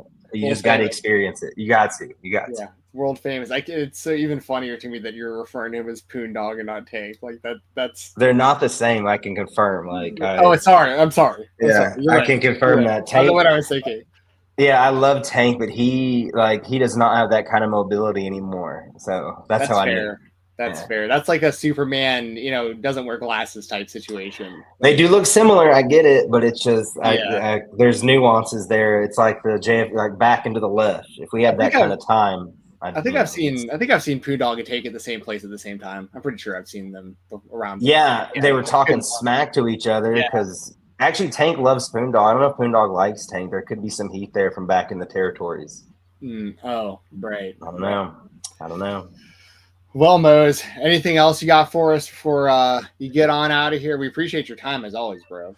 No, I always love chit-chatting. Yeah, we just confirmed with Duke's Indy. I'm starting over. We just confirmed with Duke's Indy, Indianapolis, Indiana. We're doing a summer series, KOBK Outlaw Fight Nights, June 1st, July 20th, September 14th. They're all Sundays. It'll be Sunday nights. Going to have maybe some fun music guest surprises, maybe going to have some great beer specials. That's confirmed. So, yeah, those 3 nights, June, July, and September, we're putting a lot into it. Duke's is just going above and beyond for us. Shout out Lindsay. That's the big stuff for us. So if anyone listening, watching in the area or want to make a trip, June 1st, July 20th, 9/14, Outlaw Fight Nights, KOBK Duke's Indy. Ring or no ring? Oh, it's a great question. They will be a ring. We have some I got a match cooked up. It's agreed upon. It's too far out for July. This tag match is absolutely holy crap. And there will be a ring. There will be some violence. Again, night shows. We did afternoon shows. They went well, but we want to give the bar loves us, wants to do some night shows. So please follow at KOBK Fed. And then also real quick, Action Wrestling, February 28th. Prepare for battle back in Tyrone, Georgia. Awesome. Please, if you don't mind, if you want to give me the Iggy on any of these matches that you don't want public yet, I would love to know what you have brewing up potentially. I know you do. I know you love knowing. I pretend I don't love knowing all the stuff I get to hear about. So I get it, and I will definitely. I've got a match. You know what? I'm out of the door. Match confirmed. Brett Ice and Anakin Murphy. June 1st, Indianapolis. That will happen. But I'll hit you the DMs. I'll let you know what I got cooking, Jensen. Awesome. Appreciate it, bro. Thank you for joining us. And Real everyone. quick. Oh, yeah. Sorry, guys. Yeah, please. What's your Super Bowl pick? Oh, yeah. So I'm going with my heart. I'm going Philly. 30-27, where there's no there's either no penalty finally called, or the penalty gets called and the Eagles power through. So I'm going Eagles by a field goal, but I'm really nervous. I am All right. I love those Birds, bro. I'm a Titans guy, but that's a team I can root for. Also, I love Fast and the Furious. Actually, love your background. Family. Live my life a quarter mile at a time. Quarter mile at a time. Yeah. Too Fast, Too Furious. Love you guys. Thank you both. Appreciate you, man. Have a good one, man. You guys too. Be safe.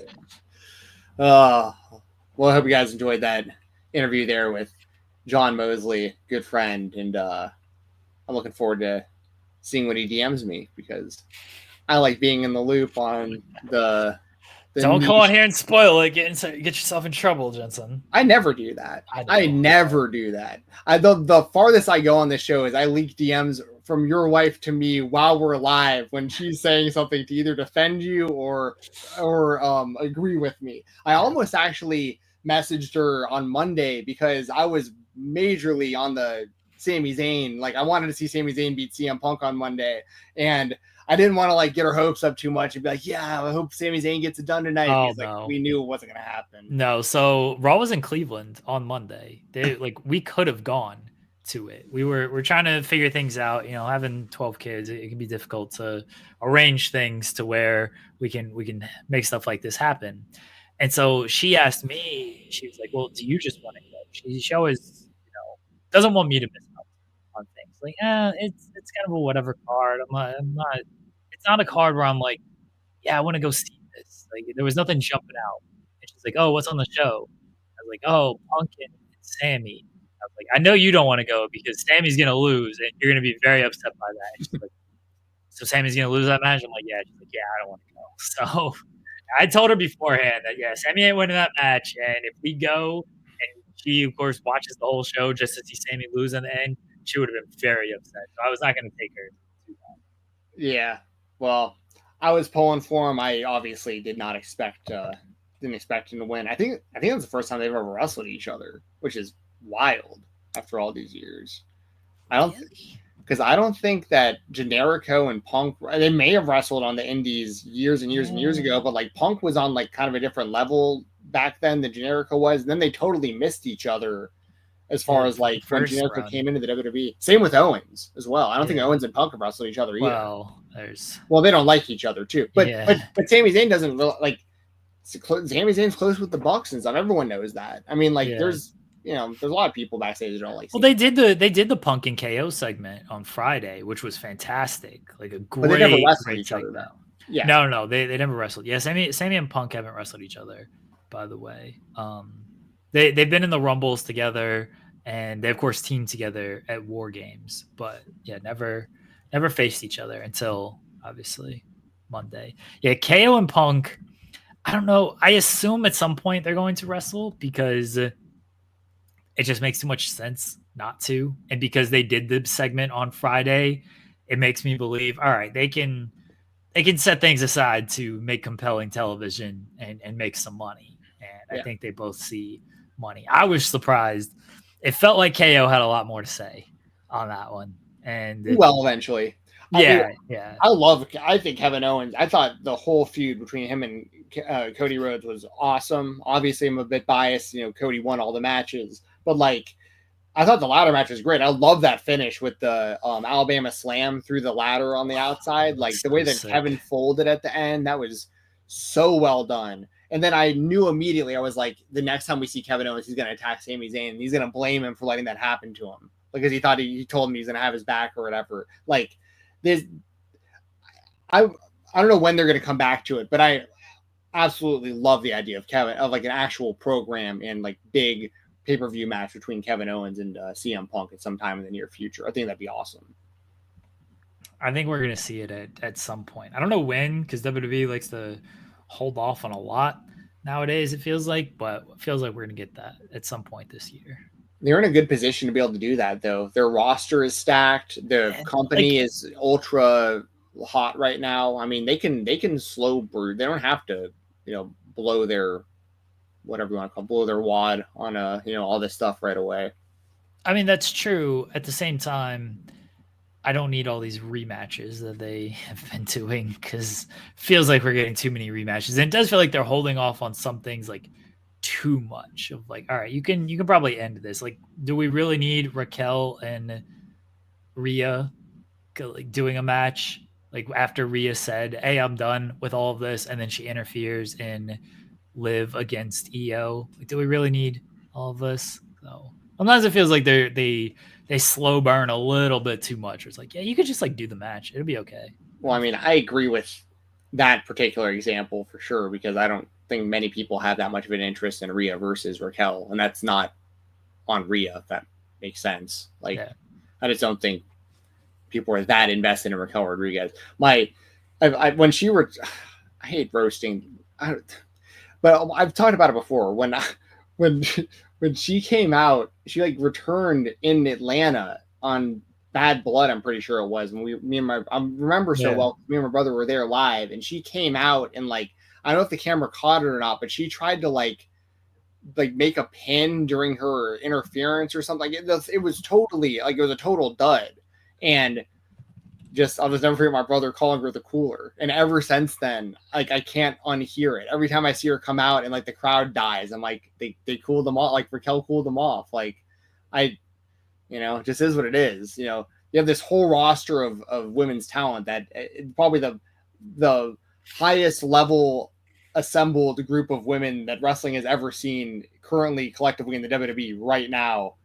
Raquel was very far down my list as far as like who I want to see wrestling Rhea Ripley right now. And I think that's probably, I'm probably not the only one who feels that way, That might just be an elimination chamber match. I don't even like, I want the women to get on television and on PLEs. That doesn't feel like a PLE match. That feels like something you can do on Raw, and it'll be okay.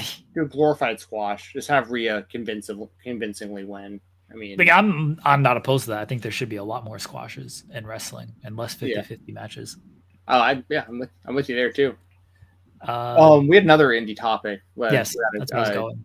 Oh, perfect. Go for it. Set it up. The Hardys won the Fourth Rope Wrestling Tag Team Championships. They won a ladder match against VIF and the Infantry to win the tag team titles. It was a show. It was Heels Have Eyes. It was West Side Gun's show. It was taped in December, but I know it's on YouTube now. So yes. What'd you think of this match, Jensen? So this show happened at Center Stage in Atlanta, and this was the night before. It wasn't TNA Genesis, but it was like the Impact Plus show before Genesis. I can't remember which one it was. But the reason I'm bringing that up is because there's a lot of overlapping talent. Like there was a lot of TNA. Final Resolution, right? That sounds right. Yeah. It was literally back-to-back nights, both in Center Stage. So there was a lot of talent on both shows. So, and it was a really high production level show. Like the cameras, there was probably some overlap in the crew also, because like the production there was. I can more or less confirm this, and I can confirm it because West Side Gun said this. They used like TNA production crew for this, so that makes perfect sense. Because it came across like a really, really highly, like not highly produced in a bad way. Like it was a high production level show. Like it came off like a major event. And I thought that the layout at Center Stage for it was really well done too, with like the way they did the entrance ramp. GCW does a totally different thing where people like walk out from the stairs in between the crowd, whereas they had it set up where like up on like the stage they came out from an entrance ramp. But the actual show, once again, from top to bottom, I thought the actual show was really good. This is gonna sound like it's totally out of left field for me giving this praise, but like Enzo Amore, real one, had a really good match with Zilla Fatu. Like it's the best match I think I've ever seen real one have. And the reason I'm bringing that up is because I think both guys deserve a lot of credit, because Zilla's got less than like 45 matches in his entire career. And so you can't really rely on him to like carry a bunch of people. to like having great matches because he's the one out there literally like learning on the spot every time he's out there. And Real One is not known to be a great in-ring wrestler. Like he pretty much like dissolved the cruiserweight division because people didn't even want to like lose to him because people disrespected him that much. And a lot of Enzo stuff was self-inflicted. I get all that. But my point is that when I think of like great wrestlers, Enzo is not somebody I think of ever. And him and Zilla, I think, had a really good match, those two guys. And I think they deserve the credit for that. I mean, I thought it was really well done. There was other great talent on the show too. Like I said, a lot of TNA talent. You had like Josh Alexander on here. You had Moose on here, like a bunch of people. But the main event, what we're spotlighting today, was the crowning of the inaugural tag team champions. So first ever champions being crowned, and the Hardys. I can't do the match justice because like there was a whole bunch of wild spots in this one, and you just know, especially from like social media and stuff. I know that the infantry and that VIF, like obviously they highly respect the Hardys, and it was like a really cool thing for them to even share the ring with them in a ladder match like this. Jeff whipped out the multicolored ladder that he's used in TNA. That thing was like 20 feet tall, I feel like, too. Yeah. Did a nice that thing was absurdly tall. Yeah, he did a nice splash from like the ring entrance ramp, like into the ring, onto everybody. There was a bunch of the finish was basically like, well, at one point there was a chasing the dragon also like onto a ladder that was propped up on another ladder. There was really good spots. Eventually, the infantry basically like kind of took themselves out of the match by like going for dives on the outside onto ladders, and Guarini wound up on the outside of the ring as well. Like it came down to Ku in the ring with both Hardy Boys, and Jeff did a version of the Swanton I've like never seen him do before in this, where Ku is standing. Ku's standing right in front of an open chair. So Jeff comes off the top rope with the Swanton and like knocks Ku like over through the open chair. So like a standing Swanton, which came across really nice. And then Matt followed up by hitting Ku with the Twist of Hate, which is like the Twist of Fate with when the Hardys wrestled each other at WrestleMania, the finish of that match where Matt put Jeff's head in the open chair and did the Twist of Fate. He called that the Twist of Hate. That was the finish of the match. After they hit that on Ku, both Hardys climbed the ladder and grabbed the title belts. But just really cool. A really cool moment for them. Like it's cool to see the Hardys still going out there and winning new championships. The match I thought was really entertaining. I think that Fourth Rope and West Side Gun and that whole crew are doing really good things. I talked about this on the Weekender, especially here in Atlanta. I've been missing Battle Slam. Like they haven't been running shows, and the West Side Gun shows are very similar. Like Onyx, for instance, opened the show with a performance. And I know Onyx because from Atlanta, but like Fredro Starr, I still remember he was out there rapping during this show. And I'm like, Fredro Starr, I still remember him being the host of a show called Dance 360 with Kel Mitchell from back when I was in high school. It was on like UPN. It was like this really niche show about like dance battling each other. It was like when You Got Served was like really popular. And I remember Fredro Starr was the host of that, and seeing him being involved in this Heels Have Eyes event was just kind of cool to see. And the way that they're mixing like the hip hop and wrestling worlds, the way that Battle Slam did, which of course also is an extension of like the Def Jam video games. Like that's where a lot of this kind of like inspiration kind of comes from and stuff. So I think that the Fourth Rope company in general is doing a really great job as far as like putting on great, really high production level events with great wrestling, and also mixing those worlds together in a really entertaining way. And then on top of all of that, like with West Side Gun, like they're not just doing this, they're going to be promoting the For the Culture event this year for the collective. Like that's going to be For the Culture presented by West Side Gun, however they're promoting that, but they're the ones behind that show this year for the Culture, which is always a really big highlighted event for WrestleMania weekend. Also, our boy Josh Bishop is signed to West Side Gun. Like he's like he's like a West Side Gun signed athlete. I think he's the first person they've done that with. And like, so he's got his, and West Side Gun was there live in Atlanta for AEW. They showed him on the screen. Like, he's very involved. Hurt Syndicate theme. Oh, that as well. There you go. So, I mean, like, he's very involved and he's very in the know and he's on the pulse. Like, he's not just some like random Mark fan who like kind of likes wrestling. Like, he knows what's up. Like, so I think that the whole thing is like a giant win for wrestling. Like, I think that the company is doing great stuff and I'm looking forward to more. The only downside to it, and this is a nitpick, but like the only downside is, as you mentioned, the show was taped in December and didn't actually air until like a couple of days ago, but it was free on YouTube, which I appreciate that. That's awesome. And, you know, the main reason why it's kind of lame when you have that kind of layoff is because, you know, some title belts change and stuff. Like some of the people we saw, like with TNA titles, for instance, like aren't the champions still. Like, but so it comes off as a little bit outdated from that perspective. But that's the only downside I can bring up about it. The only thing that can make these events better is a quicker turnaround of being able to watch them or being able to watch them live, of course.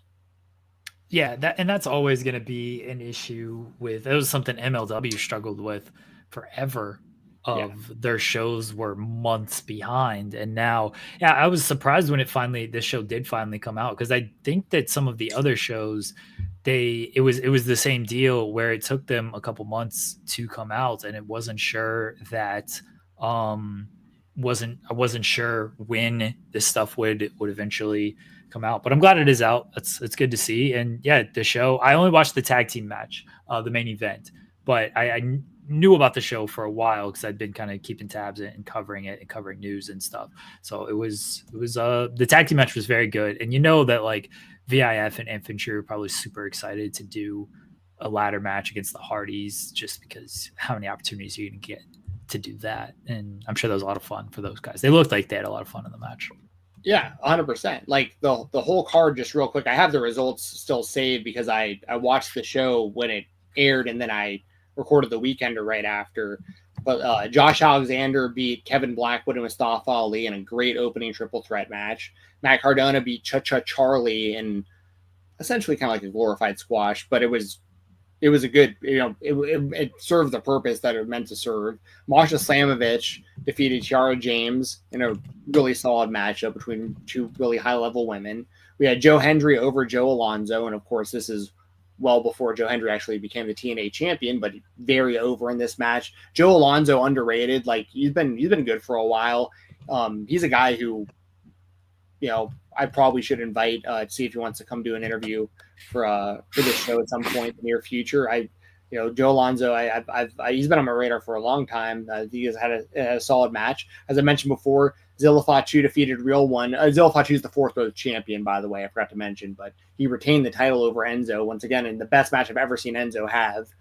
Mike Santana versus Moose turned into Santana, Kenny King, and Powerhouse Hobbs, defeating the system of Brian Myers, Eddie Edwards, and Moose. The GM of Fourth Rope is MVP, and he came out and turned that into a 6-person tag match. And then the main event was the match we just covered, where the Hardy Boys defeated the Infantry and VIF. So, this was a very, very, very good independent wrestling show.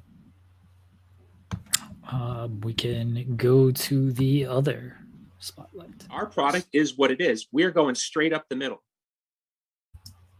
MLW SuperFight 6 is this weekend. It's going to be headlined by the MLW World Title match, Satoshi Kojima, who's not the champion anymore, Matt Riddle, who is the champion, and Alex Kane. Alex Kane, who was fired, but now he's just like back, and it's cool. And there was no real great explanation for that. What do you make of the MLW SuperFight 6 this weekend, Jensen? Well, this is also in Atlanta at Center Stage. I don't plan on going, but there's always a chance that could change. Maybe I'll wind up there. I thought, I think the card, it looks pretty solid. Eric Bischoff should be involved. He was the one who fired Alex Kane, and, you know, there's some like lingering storylines there with Bischoff, like a mystery phone call he made, and like, you know, other people he might be bringing in and stuff like that. But as far as like a prediction for that main event, I do fully expect Matt Riddle to retain the MLW championship over former champion Kojima and the champion before that, Alex Kane. I mean, the real question mark, and this is going to happen until he cashes in, basically. But the whole thing is like, when's Cruel going to cash in and become the champion himself? So like, will Cruel do it right away? And I mean, the last time Mads Cruel Kruger was in center stage, he challenged Kojima for the MLW World Championship, and I was convinced then that he was going to beat Kojima for the title. And instead, they ran an angle where Cruel threw like a Hogan Warrior style fireball that didn't land at all, and it was not good. And Cruel did not win the title that night, and so now I'm thinking, like, are they gonna make that right here and Cruel wins the championship at center stage?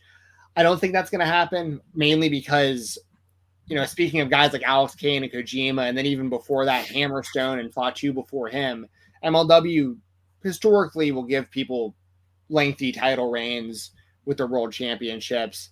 And I don't really see Riddle being like a transitional champion unless they're not going to like have him around for very long, which I literally have no knowledge one way or another how long he's going to be in MLW. I have no clue.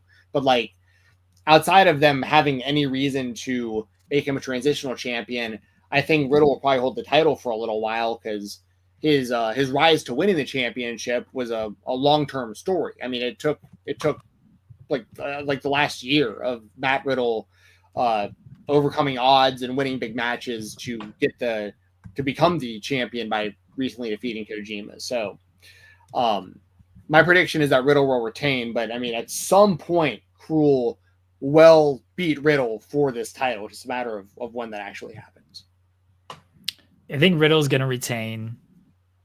Maybe they'll just go ahead and do Cruel in Atlanta, like get it out of the way. They could. Yeah.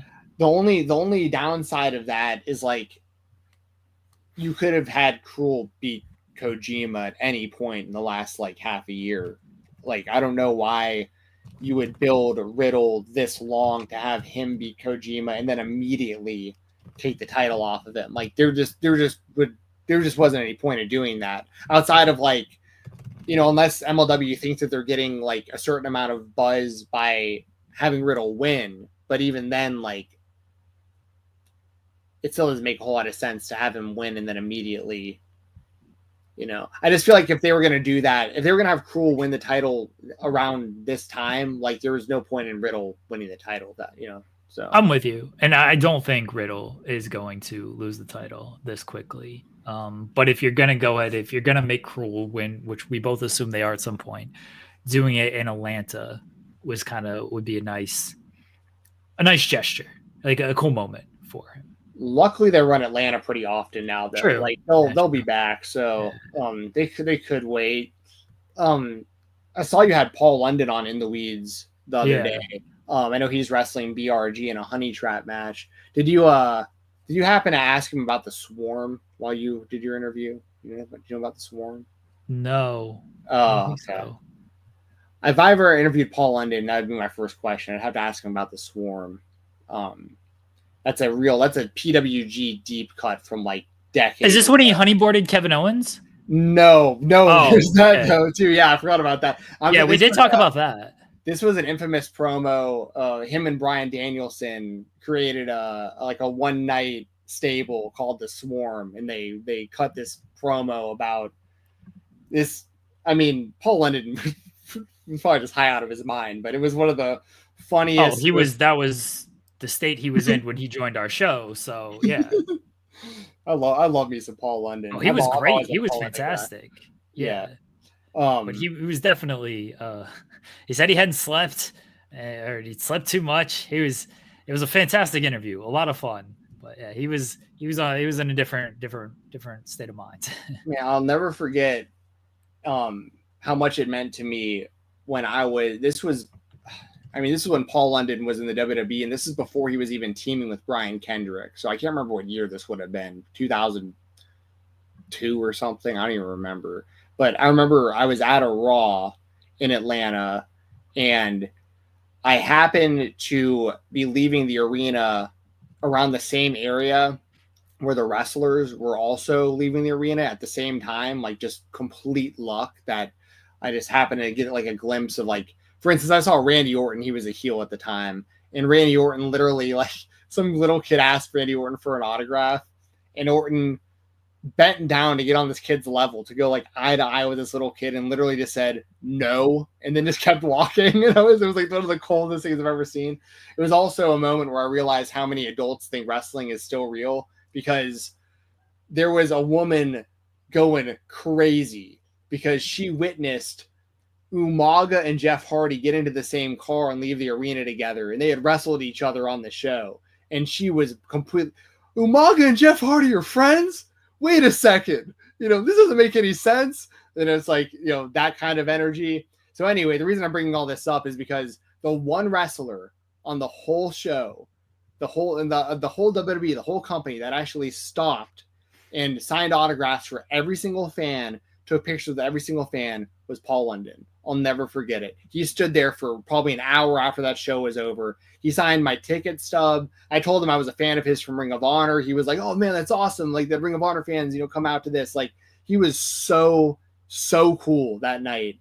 And I'll never forget that. Like, I'll always be a Paul London guy, because he was the one wrestler that took the time to actually want to meet me as a fan back when I was just like a teenager, you know? So like, I got nothing but love for Paul London. I think it's kind of wild and strange how he like sings his own entrance song on the indies and that stuff now and all that, and like dresses like Elvis and whatnot. But he has earned the right to do whatever the hell he wants to. And that said, I think he's going to lose to BRG in this Honey Trap match. I don't know. BRG might. It can go either way, because it makes sense for either guy. Like, Paul London can make fun of himself. BRG is a cowardly heel. Like, it makes sense that way. Yeah. I wouldn't be surprised if BRG loses, because BRG, like, he's a cowardly heel who kind of needs to get his comeuppance with this thing. So yeah, I could easily see him losing this. This match, by the way, is essentially like a tarred and feather type scenario where like they're going to cover someone in honey. The loser gets covered in honey and then covered in feathers. So, but yeah, anything else on this show that stands out? I mean, Dijak and Filthy Tom has got some good build to it with Saint Laurent and you know, his history with Tom Lawler and everything. But you know, I fully expect Dijak to win because they've been pushing him pretty heavy. But I love that Tom Lawler has recently been using like the Dan Henderson style H-bomb off the top rope as a finisher. That rules. So yeah. Anything else on here that you want to? Those are the top matches. Yeah. There's gonna be a good one taped for the next show, like the tape show. They're gonna do the national openweight title 4-way. Yeah, I was surprised that wasn't on this show and said it's gonna be a taped thing. I think it should have been on the main show, but I understand, because what they've mainly been doing lately for MLW is like they do like the big live show on their YouTube channel, then like in between their live shows they like air like a tape special or whatever. And it makes sense that they would want like a big match, like Matthew Justice versus Akira versus Paul Walter Hauser versus Bobby Fish. But I agree with you. Like, as far as like all the matches that are announced for this night, I think that is probably the second strongest match of the entire thing outside of the world title match. So yeah, I mean, like on merit, it deserves to be on the pay-per-view, but I understand that they're using it as bait to get you to watch the tape show. So yeah. And the other spotlight is WWE Evolve, which premieres the first week of March, Wednesday night, head to head with AEW on Tubi. Yeah. So for one, like, you know, I'm familiar with Tubi. I have it downloaded. I use it occasionally. I'm a little more of like a Pluto TV guy myself, because I like kind of the mindless, like they have like the nonstop Degrassi channel, for instance. Also, one of the channels runs Walker Texas Ranger like all day, which I still love watching Walker. It's funny, I was actually dual screening last night when I was watching AEW Dynamite. I was also watching Walker Texas Ranger reruns on Pluto, and it was the episode where Sting is running a meth lab on Walker Texas Ranger, like Sting the wrestler. Right. Oh, it's great. It's literally like it's like Breaking Bad for one episode where Sting is like the head guy basically. And what was so crazy is the guy from Breaking Bad, the actor who like the old man who's like in charge of like the junkyard that like gets rid of like some of their vehicles, gets rid of their RV and stuff in the series. That same guy is playing one of the guys who's working in the meth lab of the Walker, Texas. Like this seemed like a canon prequel to Breaking Bad while I was watching it, with Sting being like the original Heisenberg basically. And I was like, this is a trip watching this. Walker, Texas Ranger, also one of the greatest.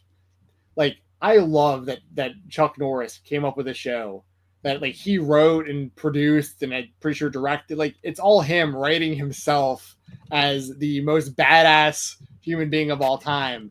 But at least he actually was a badass, unlike someone like Steven Seagal, for instance, who did the same thing throughout his career. Like, Steven Seagal will go out there and, you know, write himself to be the star of all these shows or movies and stuff where he looks like a total badass. But in reality, Steven Seagal is doing a fake martial art called Aikido that he went to Japan or somewhere in Asia, I think Japan, but he literally started his own school, made himself the sensei.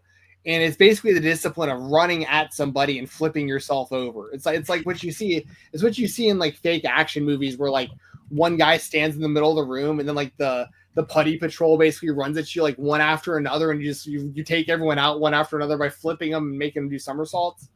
That's what Steven Seagal does. At least Chuck Norris was legitimate. Still is legitimate. But anyways, I don't know why I started talking about that. Pluto TV, Walker, Texas Ranger. I know about Tubi because Tubi's similar. They have a lot of movies and stuff.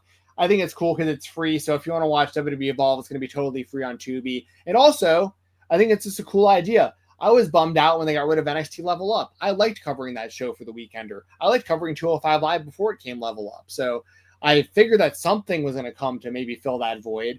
And that's what WWE Evolve looks to be. Plus, it's going to be cool that we're going to see people like Jack Cartwheel and Marcus Mathers and like people that we've been covering and talking about and interviewed, and all these people. Like this is where a lot of our work as people who interview wrestlers is going to start paying off a little bit for us in this show as well, in my opinion, is because now it's going to be time for some people to learn on a bigger scale who some of these people are, and they might want to know more about them. And we have interviews with these people can check out and see where they came from, see where they were at last year or the year before or whatever. So I'm pumped as a fan of indie wrestling.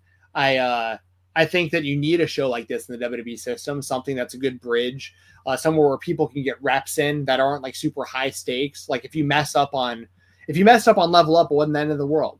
You know, if you mess up on Raw or SmackDown, it could mess up your whole career. But you know, you got to have a chance to learn out there in front of real people.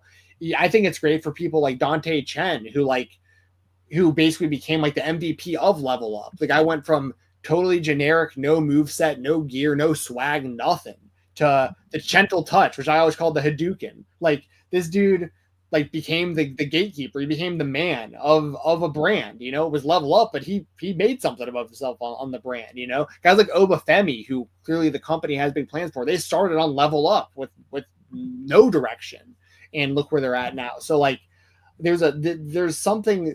This serves a purpose for the WWE. I think WWE Evolve is going to be very similar to what Level Up was, but they were going to incorporate more actual independent talent onto the shows versus it being mainly comprised of people who are in the PC or people who they don't really know what to do with on the main NXT show, like Gallus, for instance. Like they'd always like wind up on Level Up because like they were like in between a push on the main show or whatever. So, yeah, that's kind of my thoughts in a nutshell. I'm looking forward to it starting. I will cover it every weekend. I will cover it for the Fightful Select Weekender podcast. I will cover every episode of WWE Evolve. And I think it's not a coincidence that they're doing Wednesday nights. Yeah, I don't think that's a coincidence either. But like, it's not going to hurt AEW. Like, it's on Tubi. It's there because it's like people are already talking about wrestling.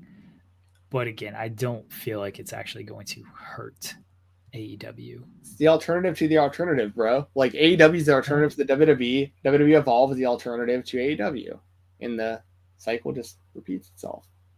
No, I don't think it's gonna be like a. Once again, as a wrestling fan, I like this because I don't know what time Evolve is gonna air, but if there's overlap in the times, I'm just gonna run dual screens and watch both. All right. Anything else to talk about? No, I think that's pretty much it. I think I can't think if there's anything else worth do you have anything?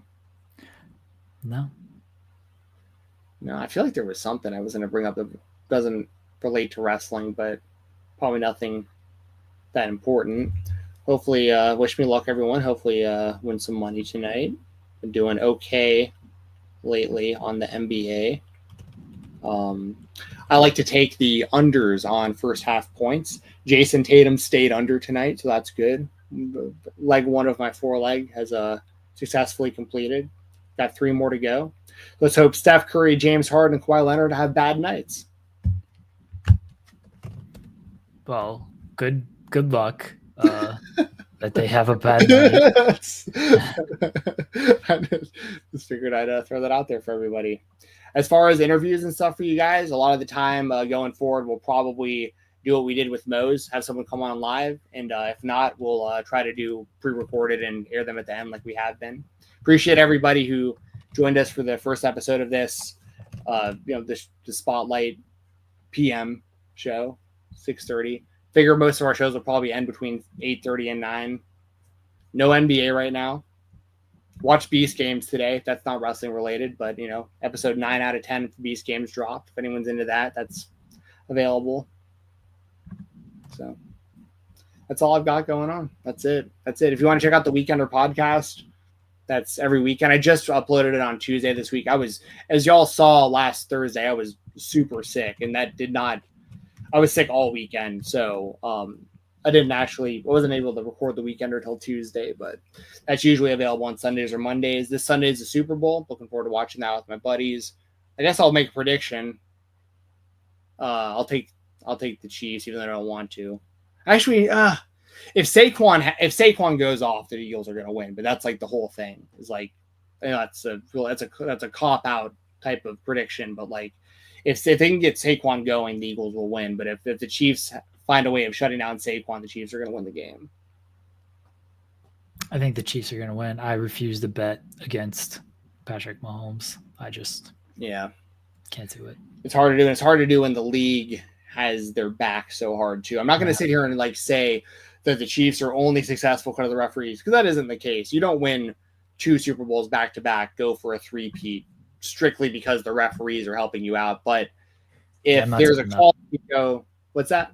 I said I'm not doing that. I'm not doing the referees. That's but the amount of calls that go their way compared to other teams is a real thing. It is. Okay. So we'll see if that plays out. Mose alluded to it too. Mose basically said he's thinking that the call finally bites them in the ass, and the Eagles win. I don't know. I'll be watching with my buddies. I got my friends that I've had since high school. We've been in the same fantasy football league for the last 18 seasons. So we'll get together to watch the game. So I'm looking forward to that. Yeah. All right, everybody. That's going to do it for us here today. We'll be back next week. Still 6:30. Starting late for everybody. We'll see what we get. If it's a live interview, or if it's a taped interview. But we will be back next week regardless. Till then, appreciate everybody. If you haven't, leave a thumbs up on the video. If you haven't, subscribe to the channel. Tap the bell for notifications. I'll be back tomorrow, 10 a.m. Eastern, with SP3. Vinny Pacifico is supposed to join us at 11 o'clock tomorrow. Oh, Vinny. He's doing a bunch of good things. He's always doing many, many things. So, good guy. Vinny will be with us. And then Rob and Maggie coexisting tomorrow. And Wrestling Made Me Cry is also tomorrow. We got a bunch of shows on the channel tomorrow, everyone. We'll talk to you then. Bye, everybody.